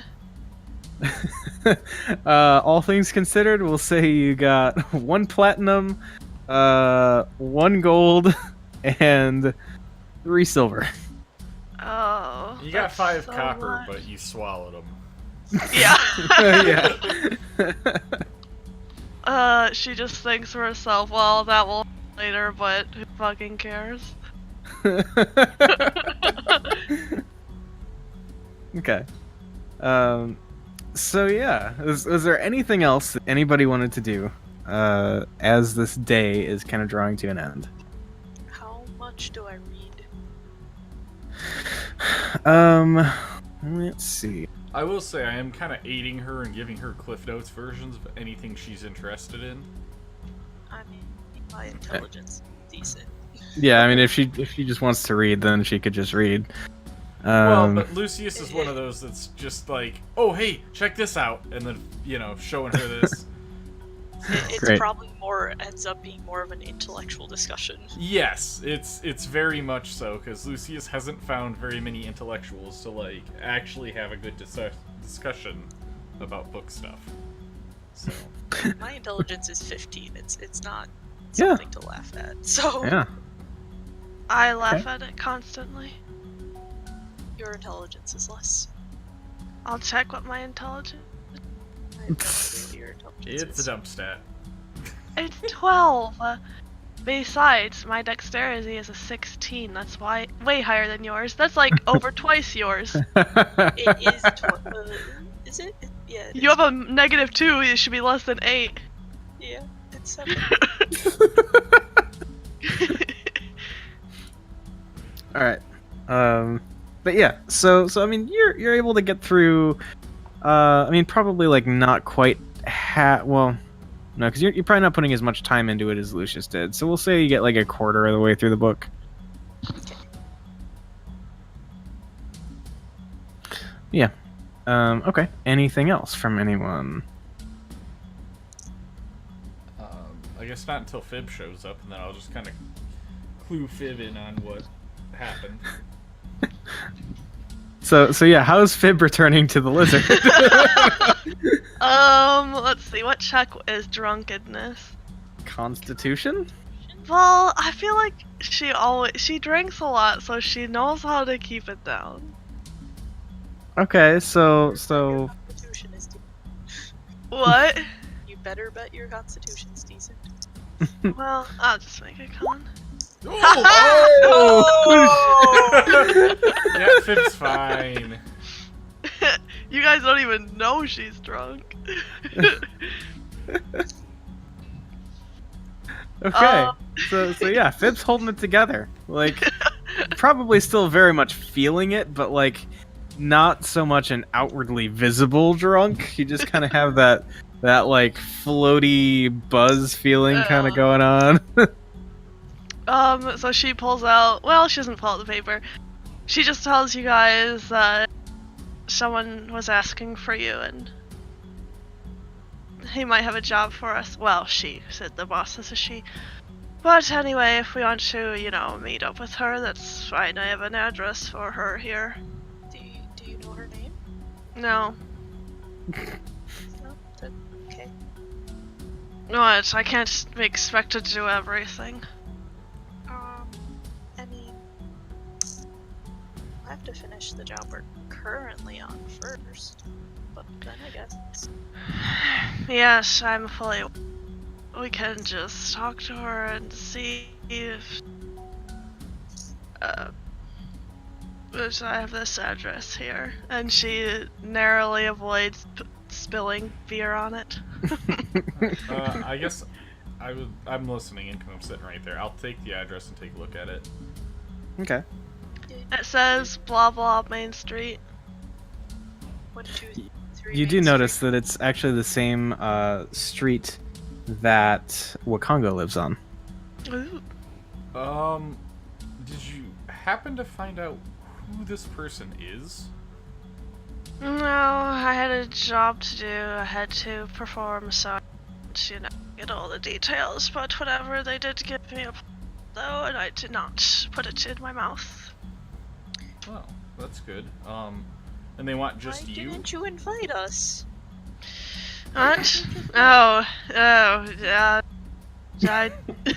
It all happened so last second. Thrown together thing. They needed an artist, so. And they're asking just for you, or should we go with you? Well, I just said that they wanted you to.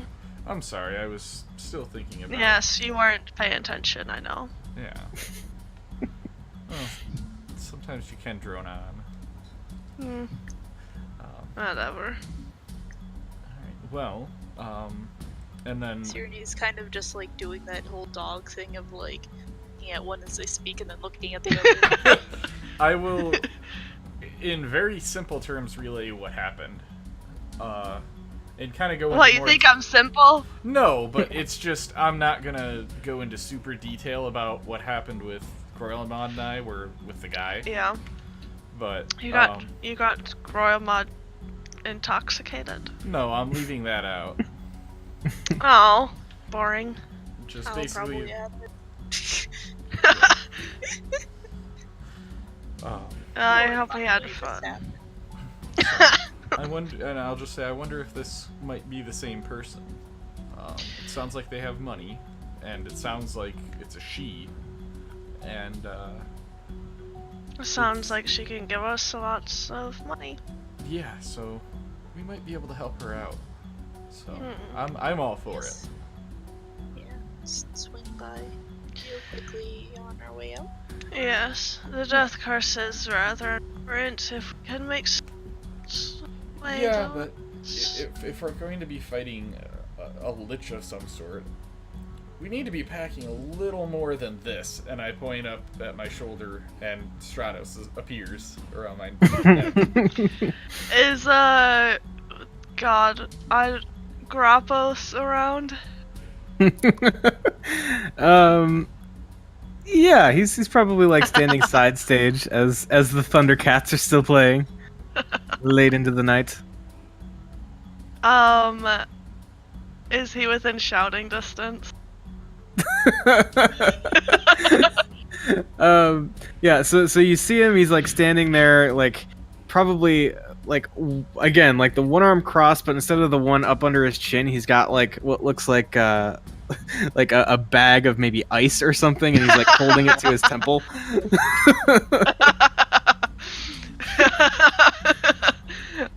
And I just shout over to him.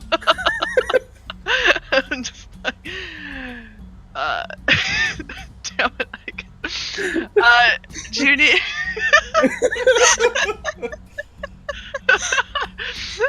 I want to make fun of his hair, but I can't think of any good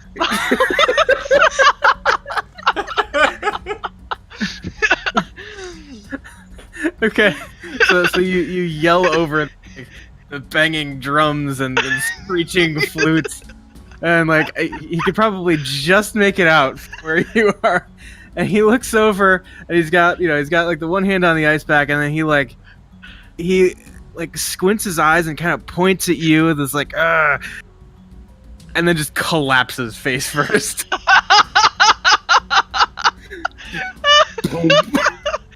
And I lean over to Lucius and like, I guess he had a little too much to drink tonight. I guess so. Is he dead? I don't know, is he? Well, I guess security will find Can I do an insight In check a to moment. see if Fib did anything? Like, Do I see him fall? In a moment of anger, I did put him on my kill list, so if she did kill him. Okay, so let's see, Serenity, what's your passive perception? 14. Okay, yeah, I mean, I feel like that's not terrible. Like, there's not a huge response or anything as he like kind of face plants on the floor. But yeah, you do notice him. He like points in the general direction of your party, and then boom. I'll walk over there and cast Spare the Dying. What Just is she 'cause I think doing? he might be drunk, so that way. I look at Lucius and roll my eyes. What is she doing? Just walk over, touch him, make sure he's, he has a pulse, and then walk away. Walk back to the group. my guess Okay. is she's making sure he's still alive. What? Why what- does she care about him? Well, she cares about people. I mean, that's how she is. Sometimes it gets on my nerves. But you love her. Yeah. Well, I mean, the world needs people like us, and I kind of gesture to me and Fib, and I said, and the world needs people like her. We balance each other out. Fine. Yeah, I'll just walk back and, at that point, I'm gonna just shrug. So how was he? Well, Very intoxicated. I didn't check that. He won't die. Not from that. I'm so happy about that.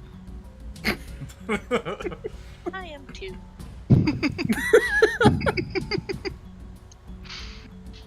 Okay, so should we, go, like, first thing in the morning and see this person, grab our last supplies, and head out to that, the bird place? Yeah, I'm down for it. Is Azaka with us, or is she off doing her own thing?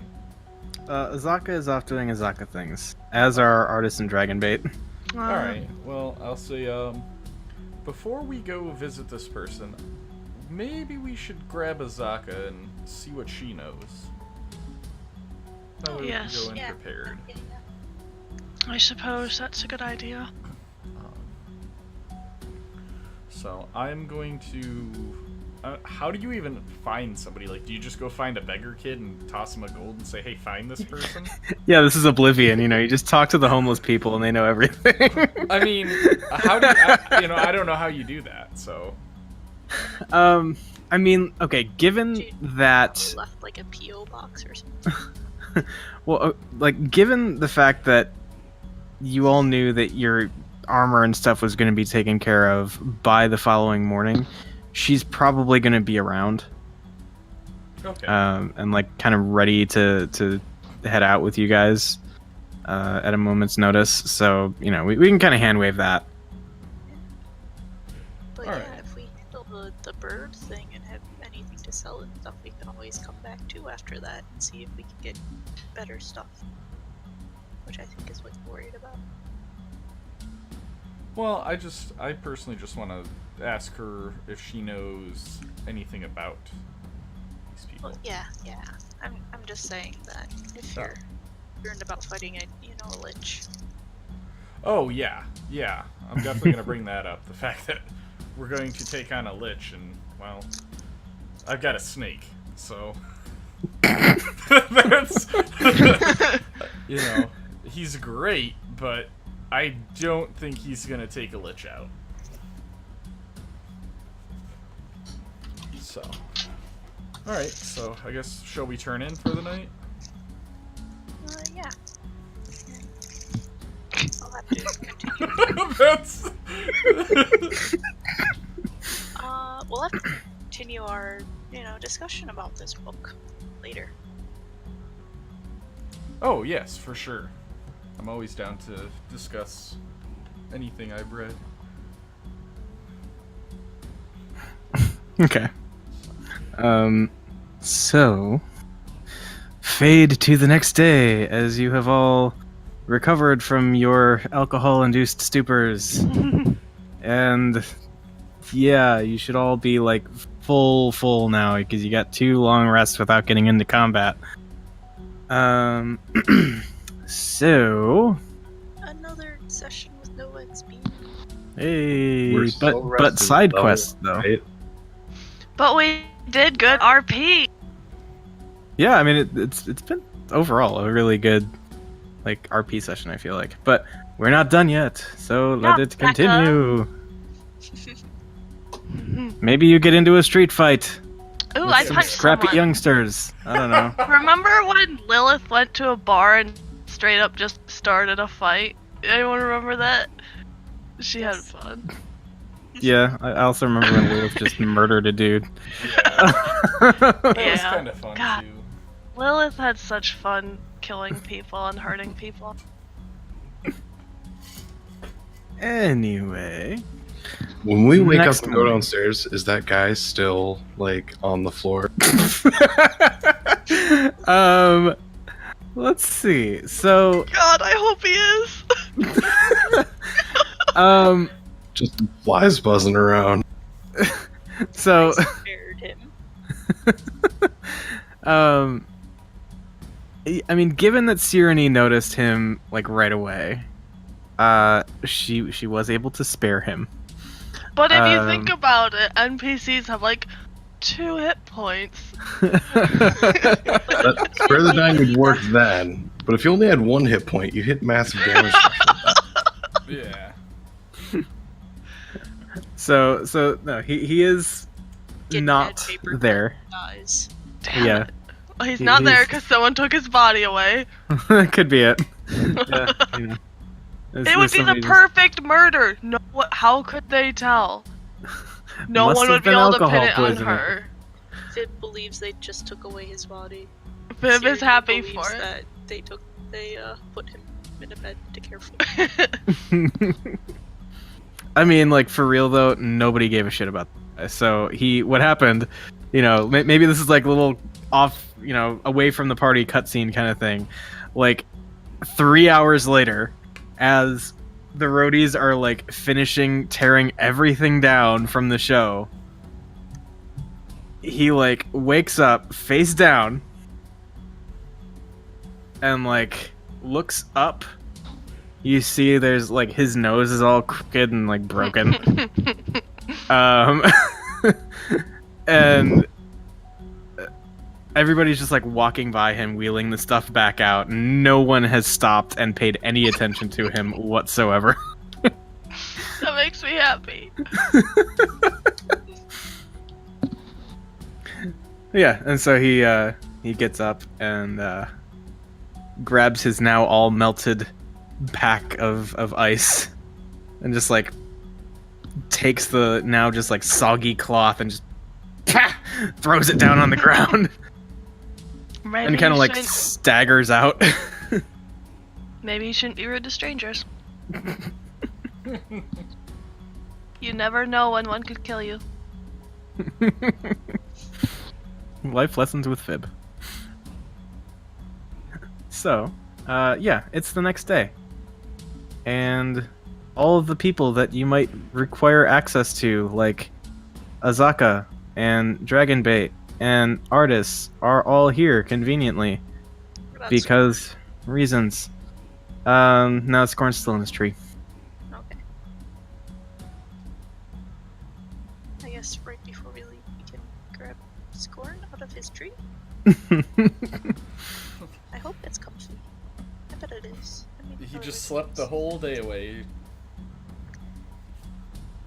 I mean, I'm assuming he probably like walked around and went to like herbalists or something. Yeah, I mean, like, real talk. I'll talk to John and see if there's anything he wanted done, but yeah. So you wanted to inquire with Azaka. Yes. So what's your line of questioning here? So I'm just gonna track down Azaka and I'm gonna say, "Hey Azaka, couple questions for you," and I'm going to message her, and I'm gonna say, "What do you know about the Yepka?" I can't freaking pronounce that word. The Yatepka Society? Yes. What do you know about the Yatepka Society?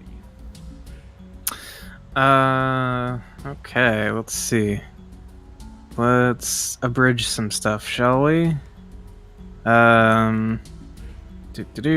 are dedicated to preventing the abuse of power and preventing any like upset of the natural social order. They're largely respected by the locals. What else? So basically, quick history lesson. They helped to liberate Port Nyanzaru from like oppressive foreign governments that were basically controlling it for most of the early period of like northerners being in Chult. So it was very much like a kind of, I don't know, almost America from Britain kind of situation. Yeah, so it's like a 13 colonies style, and then they were like, "No, bad." Yeah. Gotcha.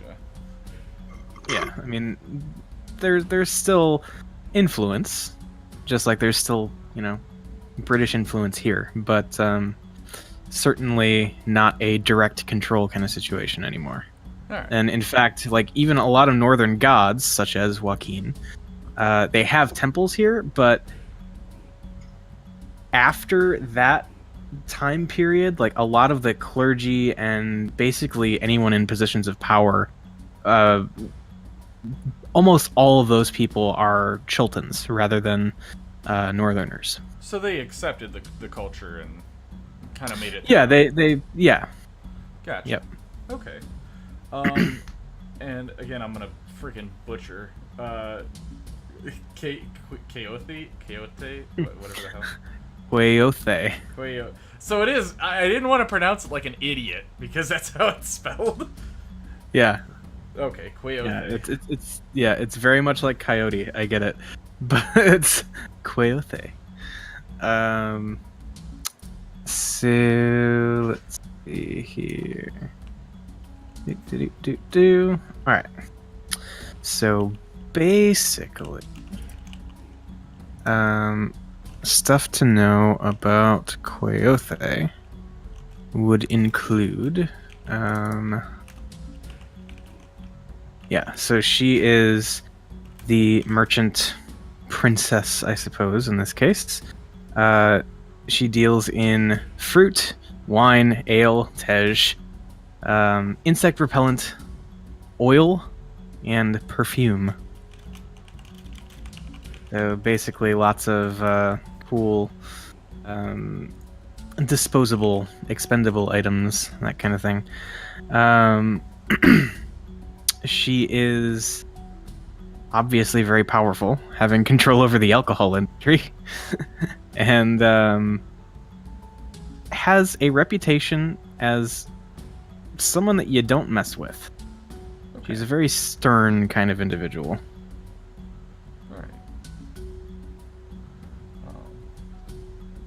Alright, I will, as soon as she tells me that, I will say, well, I'm planning on trying to have a chat with her. How well do you think that's gonna go? Well, I suppose it depends on the subject of the chat. Offering her help. It seems she's raised the prices on the locals, and it's caused some strife. So I was going to see if there's possibly a reason, and maybe if we can help solve that on our way. Try to get some extra money.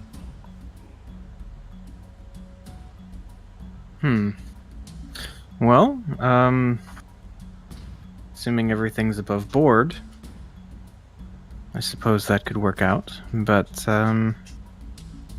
be careful. Oh, of course. Well, I guess that's where we're gonna head off to now. Well, we're first gonna check out this address, and I would have copied the address that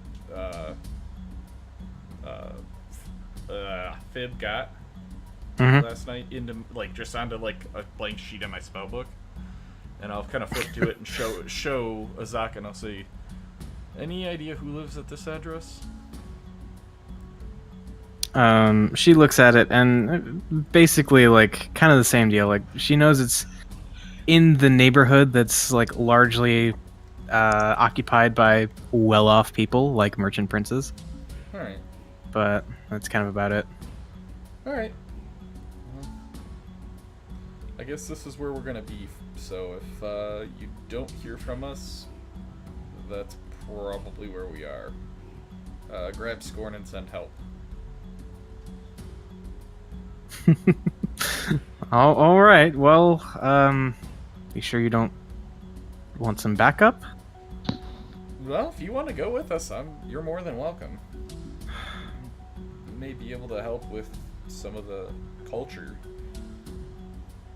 around here, because I don't know very much about anything culture-wise, so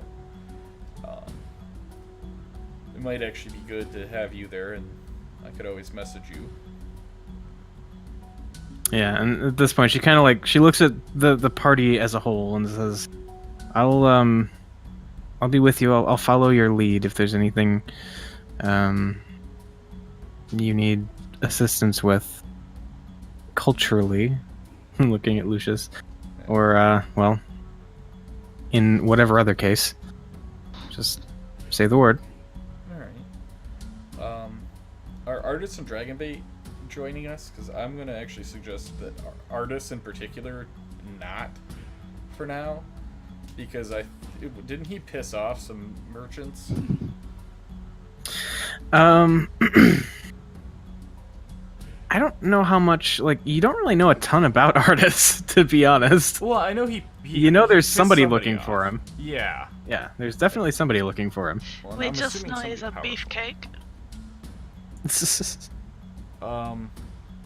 Okay, well then if he's fine with going, then we'll go. I'll show him the address and say, "Do you have any issues going here with us?" He says, well, I didn't know he'd be still traveling all over town today. I prefer to keep a low profile. I never know who's watching. Then you can just stay here.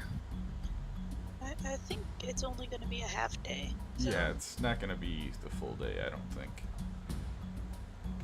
Well, if it's all the same to you guys, I might just go hang out in Scorn's tree. Yeah, that's perfect. I will send word when we are getting ready to leave. All right, and yeah, so Artis kind of takes his leave, and Dragonbait, as he's getting ready to follow Artis out the door, silently walks by each of you, pats you on the shoulder, except for Fib. He probably can't reach Fib's shoulder, if we're being honest. What does he do to Fib? Probably pats the highest part of your arm that he can pat. Fib likes Dragonbait, so she would have been sad if he didn't do anything. The most And, important thing, what does he smell like when he's doing this? He smells like ham. Oh yes. Motherfucking ham. I'll give him a half hug. Yes, I'm gonna offer him a handshake. Fib nods at him respectfully. Okay. Cool. So yeah. With that, Artist and Dragonbait are out to meet up with Scorn. The rest of you, including Azaka, Azaki. make your way Azaki. Make your way to the northern part of Port Nyanzaru. Back into that really nice neighborhood that your friend Wakanga lives in. So you head up there, and somebody was saying something. No, I just unmuted my mic. Ah, okay. Yeah, just thought I cut somebody off. So anyway, yeah, you head up to the northern part of town, and following the address that you guys have written down, you locate this again, kind of a like sprawling, walled-in estate with like a large stone house kind of occupying the center of it.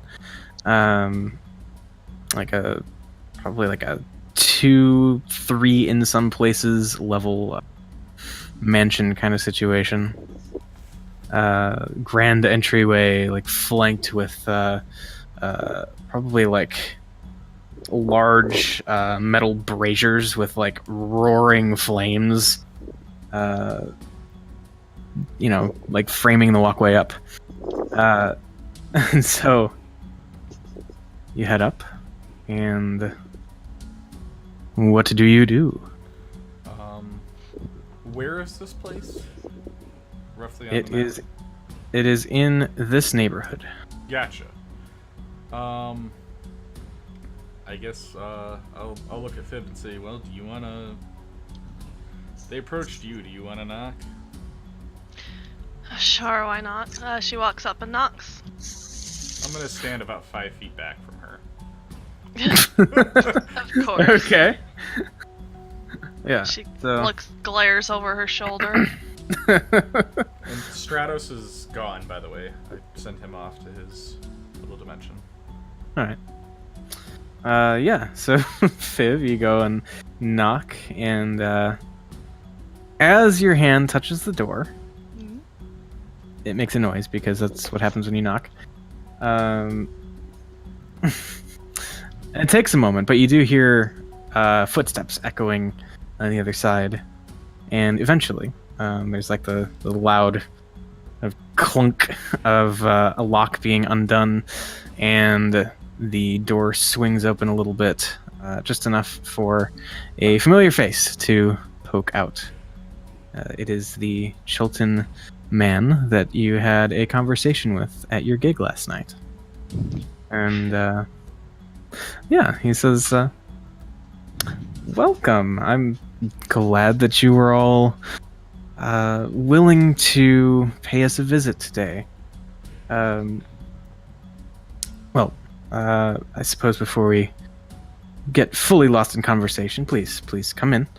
And he, like, brings the big wooden door back and kind of swings it open to reveal a pretty lavishly appointed kind of central room to this house. It's like a kind of sprawling living room with kind of like a sunken in like area for like the long sectional kind of couch thing. It's just like a pile of cushions though, really. Again, kind of encircling a big metal brazier with, again, just this like almost impossibly large flame kind of just burning in it, never seeming to really consume the wood and fuel that is put in the middle of it. But he beckons you all inside, closes the door. Inside. Okay. I'll step inside, and I'm actually going to just kind of subtly walk a little closer to the fireplace. Is that magical fire? Like, is there a way for me to tell? I mean, you know a thing or two about fire, so make an Arcana check. Okay. You can at least kind of get an idea, maybe. That Man. was it. Ooh, boy. Yeah, that was. Sadie is concerned for you. I am Yeah. very concerned as Sorry, well. Sadie. I mean, like, it could be, or these people could just be really good at making fires. Like, I'll put No it this one's way. this good at making fires. It's not so like overbearingly fiery that it couldn't have been made by mundane means. Okay. I guess while he's talking and doing his intros, I'm just staring at the logs trying to see if they burn.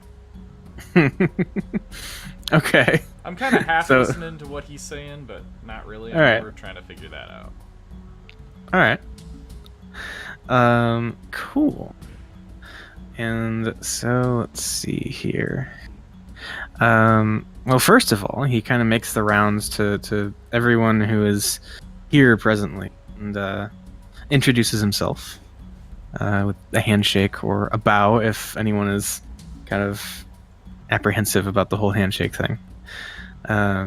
His name is Indar, There. which is pretty much how it sounds. Like that.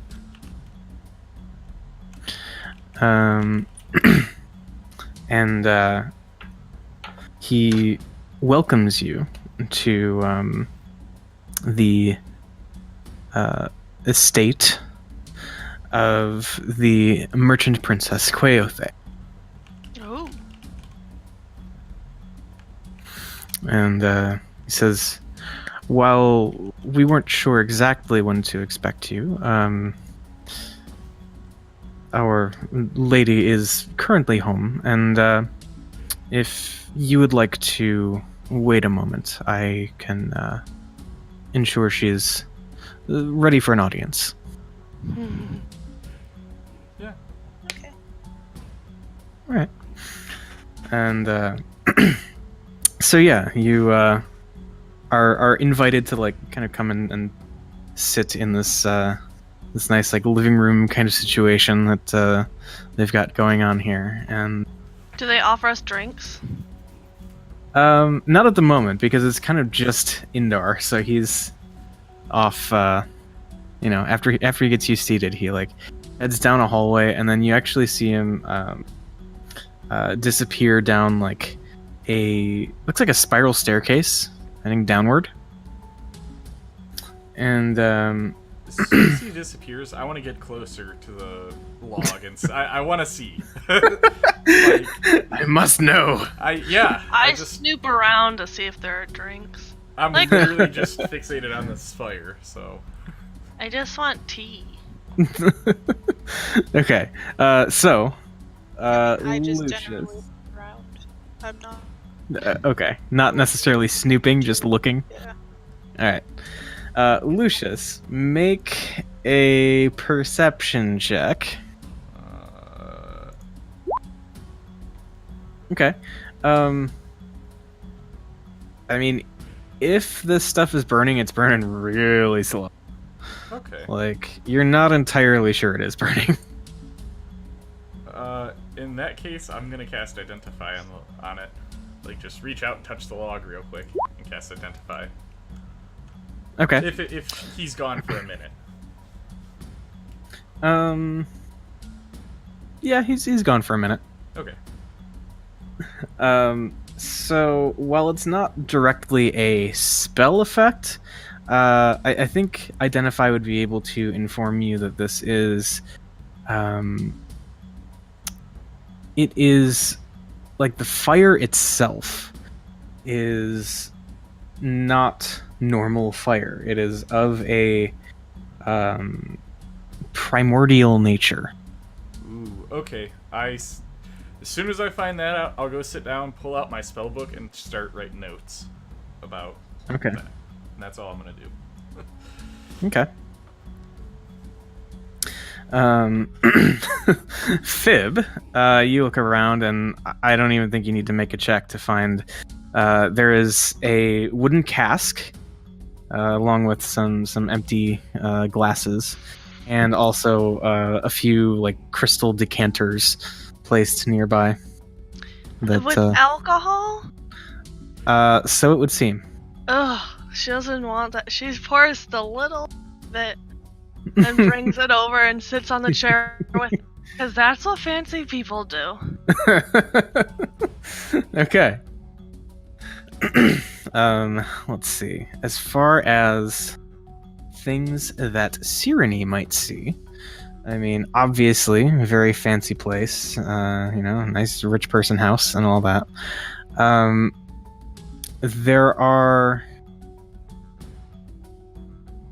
I think, as you like kind of look, down the various halls and things, I think like way down at one end, you can see this hallway opens up into some other room, and like on the far wall that you're kind of staring at, framed by the hallway, you can see that there is a large red metal emblem of some sort that it's like a wire outline of a large flame. Do I have any idea what it stands for? Make a religion check. I have a plus on religion. Yeah, you do. Ooh.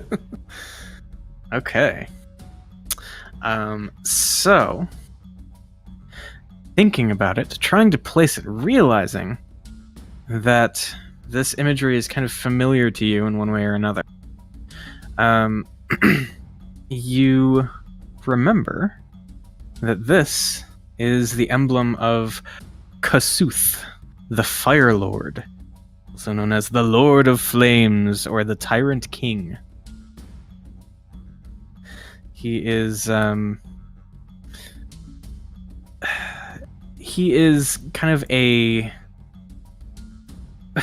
pseudo god in very much Tomb of Annihilation fashion. He's actually an elemental primordial whose power is said to rival that of a true deity. And you know that there are a number of different sects of Kasuth worshippers that kind of run the gamut from respectable good people to downright bastards. Okay. The so-called deity himself is actually very much neutral.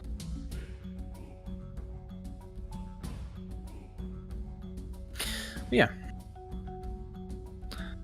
So, go ahead. I will pass that little bit of news along. Okay. What's this fire god called? Kasuth. I guess I can put that in chat too. Yeah.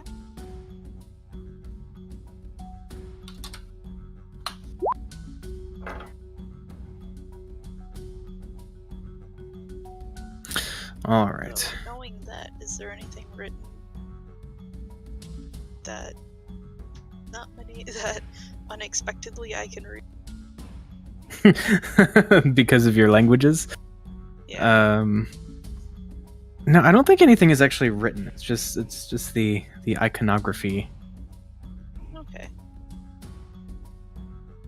Yeah. So as all of that's transpiring, was there anything that Groilmod wanted to do in that time?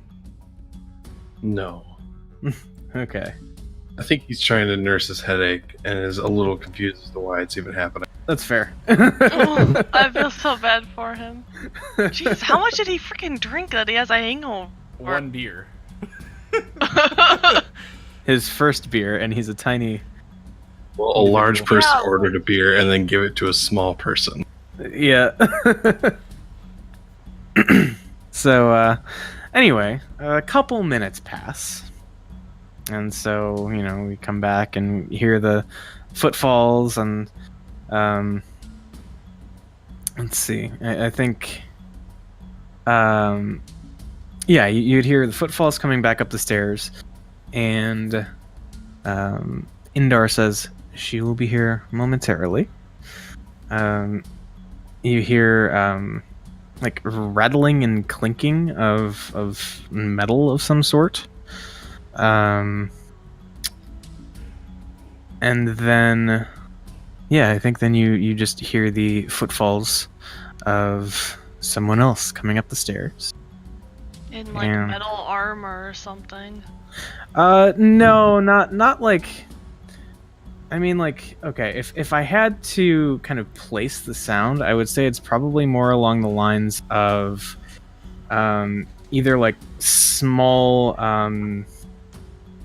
could be like the sound of chains, or like, little, I don't know, like almost like metal, like nuts and bolts or something, like a number of smaller things rather than just like the clank, clank, clank of heavy armor, you know? So like somebody walking with a bunch of jewelry that's hitting together and stuff.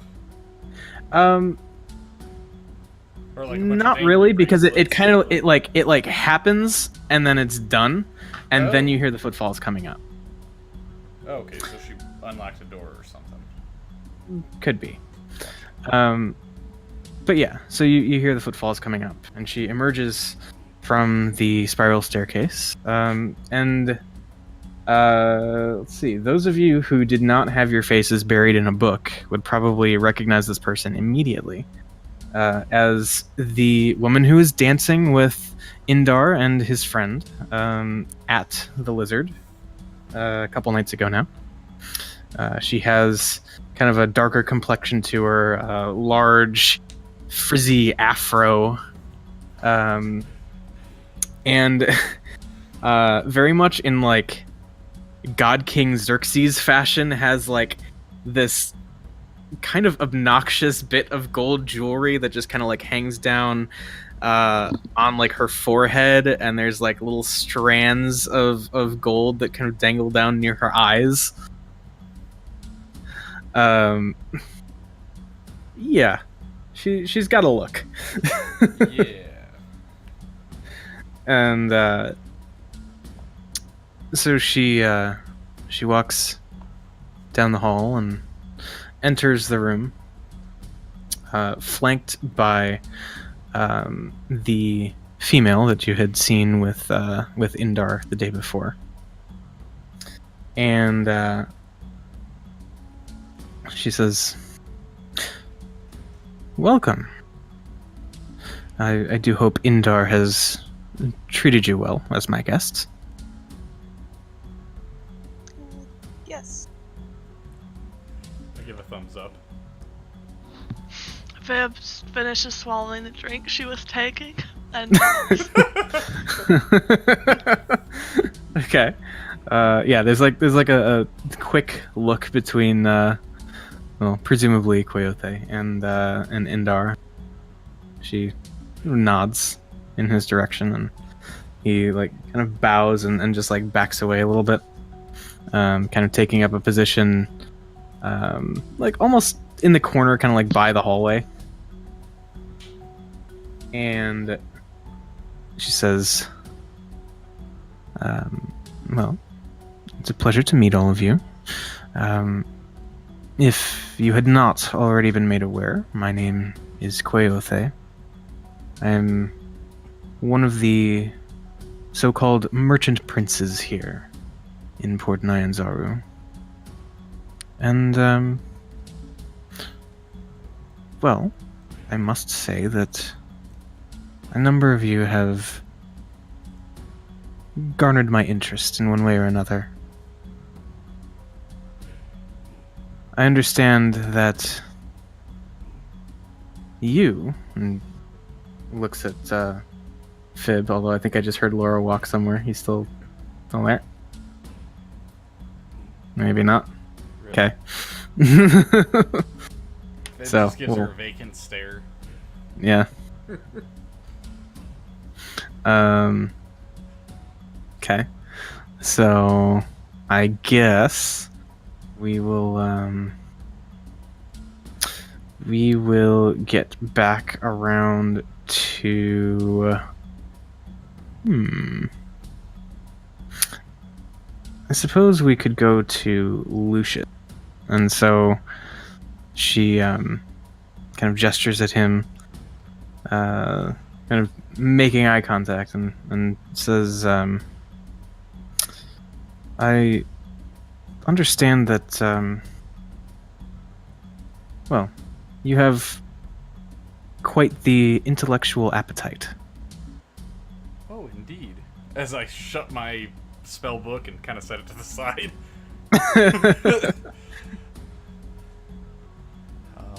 Yes, I'm a bit of a bookworm. I'm not ashamed to admit, but always looking to learn new things. It's good. It's always a healthy pursuit to sharpen one's mind. And gather new tools with which to impose your will on the world. He kind of smiles a little bit. Yeah, that's actually exactly what my goals are. As seems to be the case with anyone wielding a book such as that one. I'll just- Thought you might understand. Yeah, I'll just kind of smile and nod. And looks over at Fib, assuming Laura's back. Yeah. Hey. Okay. And says, You are such a unique presence here in Chult. Even more so now that I know you are a performing artist. I take it Indar has expressed a professional interest. Oh, yes. Everyone does, really, who hears me play. She says, he really did put in quite a good word for you. And I must say I am intrigued. As soon as I saw you at the Lizard, I knew that there must be some way to make use of the unique figure that you strike, especially among so many similar looking Chiltons. I, of course, immediately thought of a marketing angle, but being able to sponsor full events and really engage in something that, in all honesty, I think could be quite special if you're anywhere near the performer that Indar says. I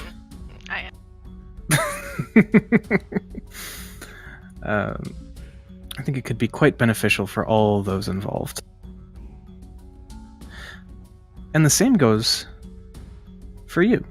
And looks over at Cyrene. Says, I must say I was confused when I saw you at the Lizard. I quirk an eyebrow. She says, you are,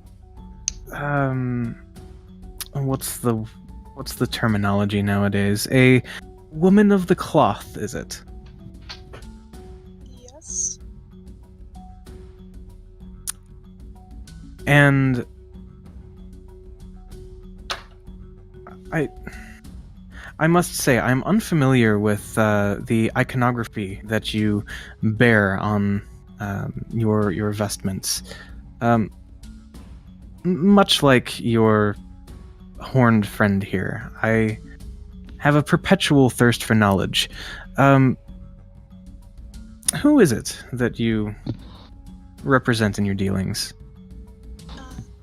That would be it, Drafing. I must say, I'm not familiar with this deity. What is it that they stand for? He is the Lady of Air and Wind and Bringer of Rain and Storms.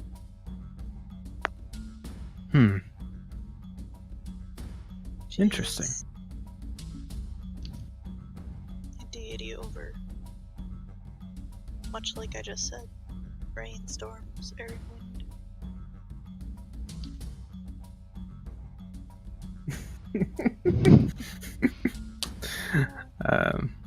Alright. Sorry, my computer wants to shut down on itself. Don't let that's it. fun. Yeah, we like having you here. Yeah, she says, As you can see, there are, well, obvious reasons why one of my race will follow her. of course, of course. Well, thank you. I will certainly have to learn more about this. Erdrifania, was it? Yes. Very good. And, I noticed that, you are also a rather outgoing individual. I think I saw you mingling with the people a few nights ago, and, well, just having a good time and helping others to have a good time with the, well, if I might say, contagious joy that you seem to exude.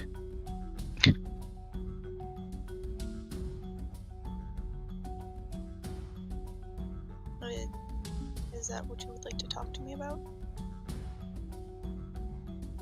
It is.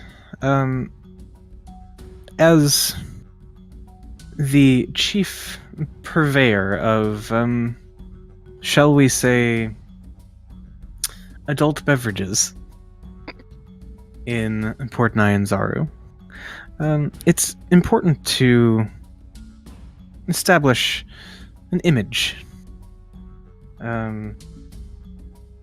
both of positivity and fun, but at times also uniqueness, intrigue. And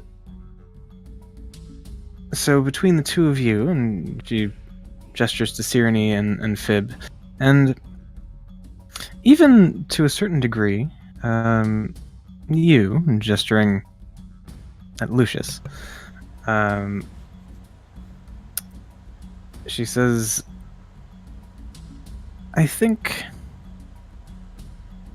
that you would be powerful marketing assets, if that makes sense.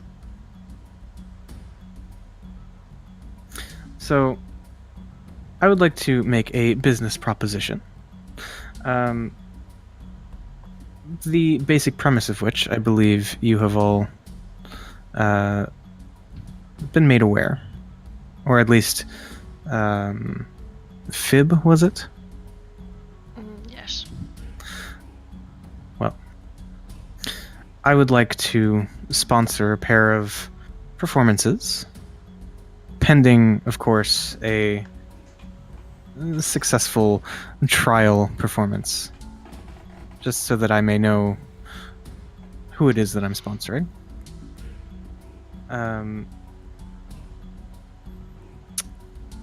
And with all of your help in various capacities, mostly amounting to drinking, being merry,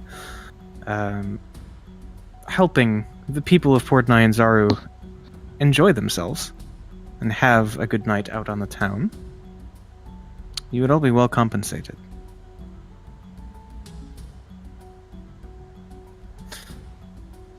So, Fib,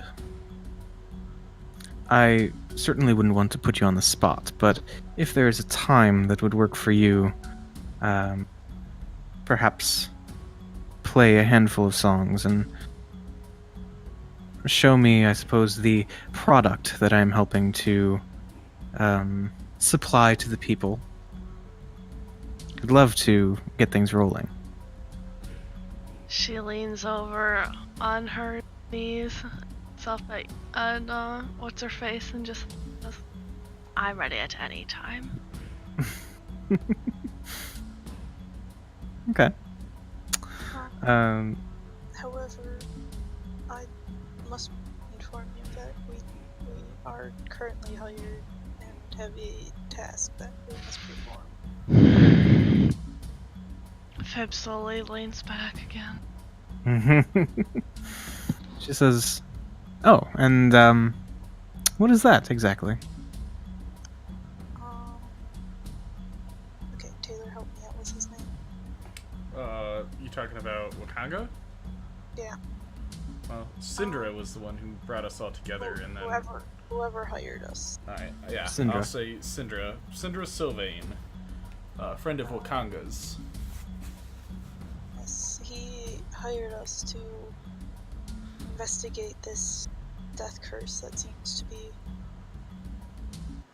well, active right now. It is quite a dire situation. I know that, well, two of my most trusted companions, Indar and Ixis, and she gestures back at the female that you've not actually been introduced yet to. They've both been affected by the death curse to an extent, and well, so you think you have some means of addressing it? I'll chime in and I'll say, not at our current point in time. We do have an idea of what is causing it. And where? Yes, but the means are a bit out of our reach, it would seem. And what is it exactly that you find so prohibitive? Well, it appears we're up against some sort of a lich. And as book learned as I am, unfortunately, it hasn't really taught me how to deal with said liches.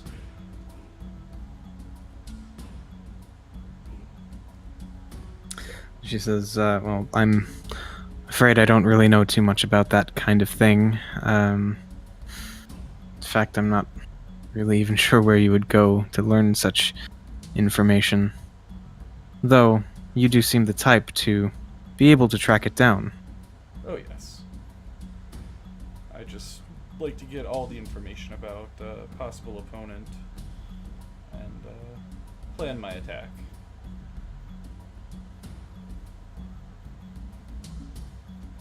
Well, I do wish you luck, but should, the life of an adventurer become too much, or should you need to raise funds, just know that, well, I don't think I'm going anywhere. I'm sure we will head back this way. Very well.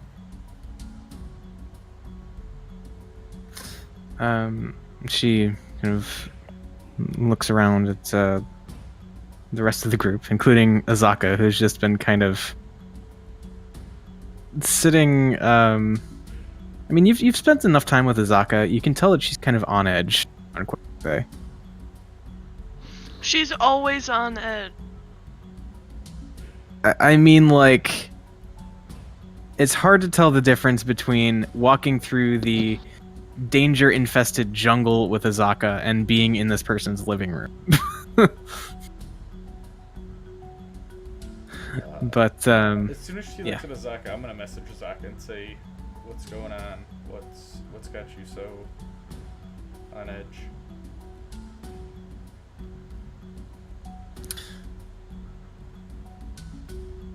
There's kind of a pause as Azaka is like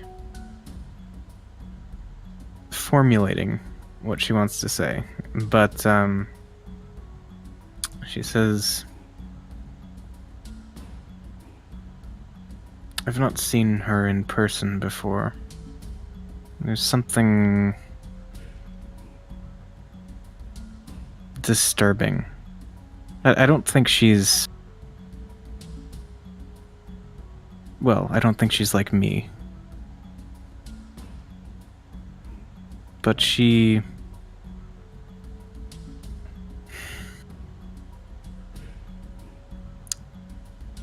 There's something that she doesn't want anyone to know.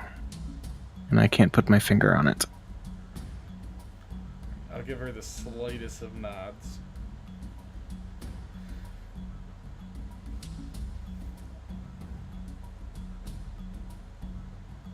And I will look at her and or at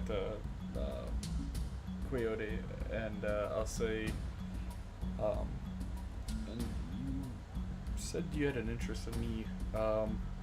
Would you require me to help out with Fib's performance?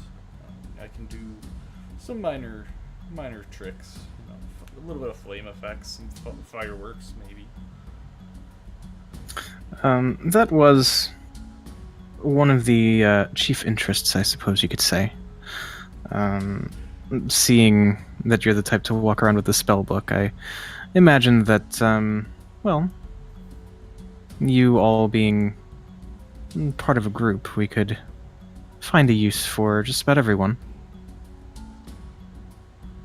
So you would like to employ us as a general, I guess, party group? Just a way to, get everyone's blood flowing and, make sure they'll lots of Ooh. things. Serenade, you nasty. Oh my goodness. It's dancing, for heavens. Dancing. See, half of me pictures Fib saying that, but then the other half is like, no, not a thing Fib would say. I don't think it's a thing Fib would say in front of this stranger. But she's definitely thinking it. Yeah, she is. Okay. Yeah, she says, more or less, yes. Well, we in, especially recreational and, luxury good industries have quite the vested interest in staying culturally relevant. So, I think you would all do. Can I insight check her? Sure. Okay. I want to know if that is like actual her continual plan for us, or if it seems like she might, also have other plans. Okay.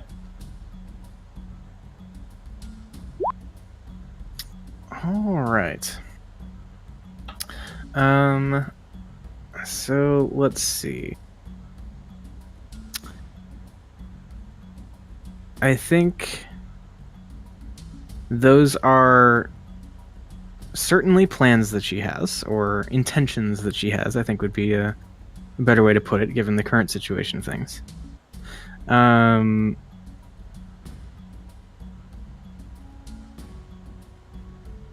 Let's see. I mean, I think there is a look that you've seen her give to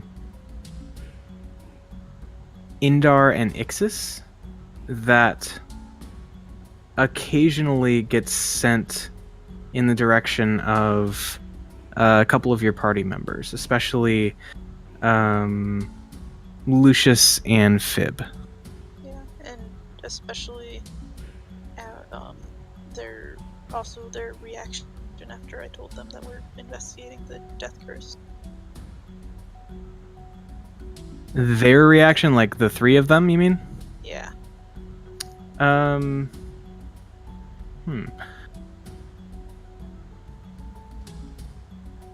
Make another check, because I think we're covering a lot of ground here. Yeah. 14. Okay. I mean, I think really what you get from that is like, oh, well, that sucks. There's like a higher priority kind of thing that means I'm gonna have to wait to get what I want. Okay. More, I guess, annoyed really about dealing with the death curse than like, certainly not actively opposed to you dealing with it, but also kind of indifferent to it. Okay.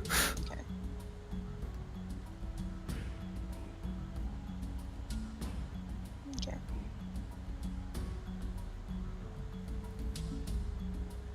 Yeah.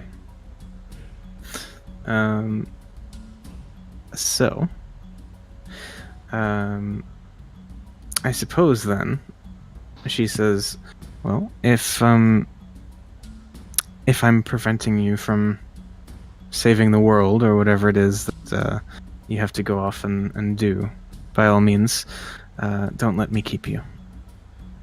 At this point, I'm going to message Fib, and I'm going to say, I think we should take this now. She seems very helpful, willing to help us, and she seems like she's willing to pay top dollar. You mean don't go out into the jungle, perform now? I'll just kind of look at Fib and kind of shrug. And just kind of nod my head. Did she say how long we'd have to do it for? She said a couple shows. Well, that was the not there, but that was like the trial period. Well, okay. So to clarify, she basically wanted to see like a little demo set from Fib. So like, play 5 songs and show me that you're not a total hack, kind of thing. And then she'd be willing, assuming that Fib does a good job, to sponsor some shows. It'd be worth getting our foot in the door. Now. Alright. Let's do it. I'll message Sierne and say something along the same lines, basically, that we probably should at least get our foot in the door here now and let Fib play her starter set and at least get our foot in the door with this lady. Well,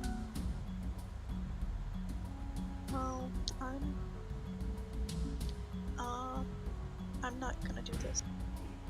If you still want to, you can.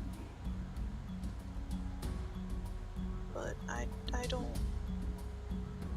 like the look she's giving you and Fib. I don't feel comfortable with this.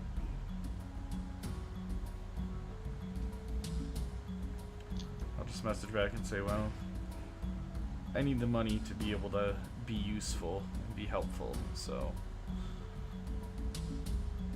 Like I said, you can still do it, but I will not. Alright, I'll just kind of nod. Message Fib one more time and I'll say, well, Sierne's out. She's getting weird vibes from this lady. I'm still down. I'm out. Who? Oh, you are? The death curse is important.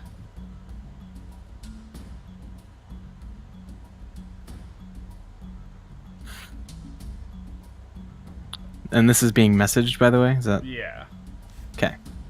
So we're all just sitting there not answering her for like 5 minutes. Kinda, yeah. Yeah, we're And kind she's of just like, looking at each other. Yeah.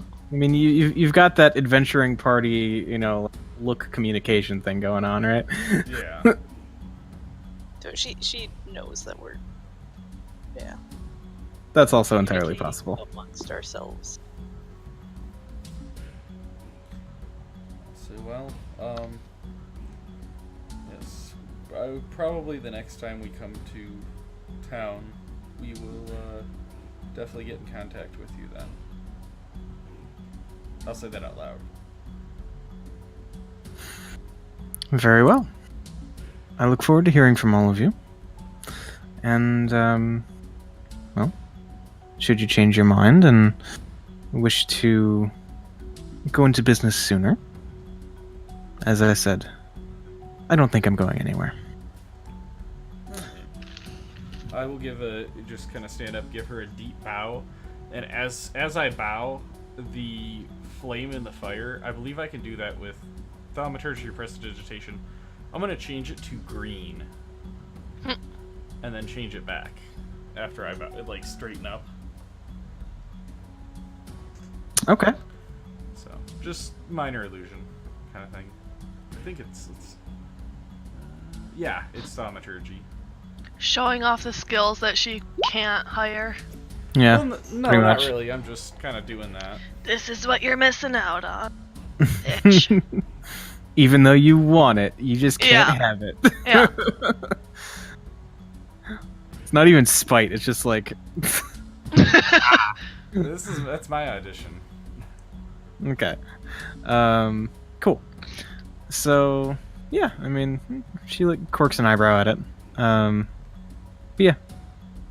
Alright. Well, if that's all, then I think she kind of gives you all a deep bow and says, Directly. right. Says, well, please feel free to finish your beverages. Indar will be here and he can show you out when ready. Have a wonderful rest of your day and do be safe if you decide to go back out into the jungles. And with that, yeah, turns and heads off back down the steps that she came from. And you are left alone with Indar. And I assume if you guys don't have anything else you want to do, you probably head out, yeah? Mhm. Okay. So, yeah, again, all the niceties and formalities, bowing and, goodbyes and all that. But you guys find yourselves eventually outside the massive front doors of Coyote's estate and back in the, well-to-do neighborhood at the northern edge of town. And I suppose we will pick things up from there, or from shortly after there, next time.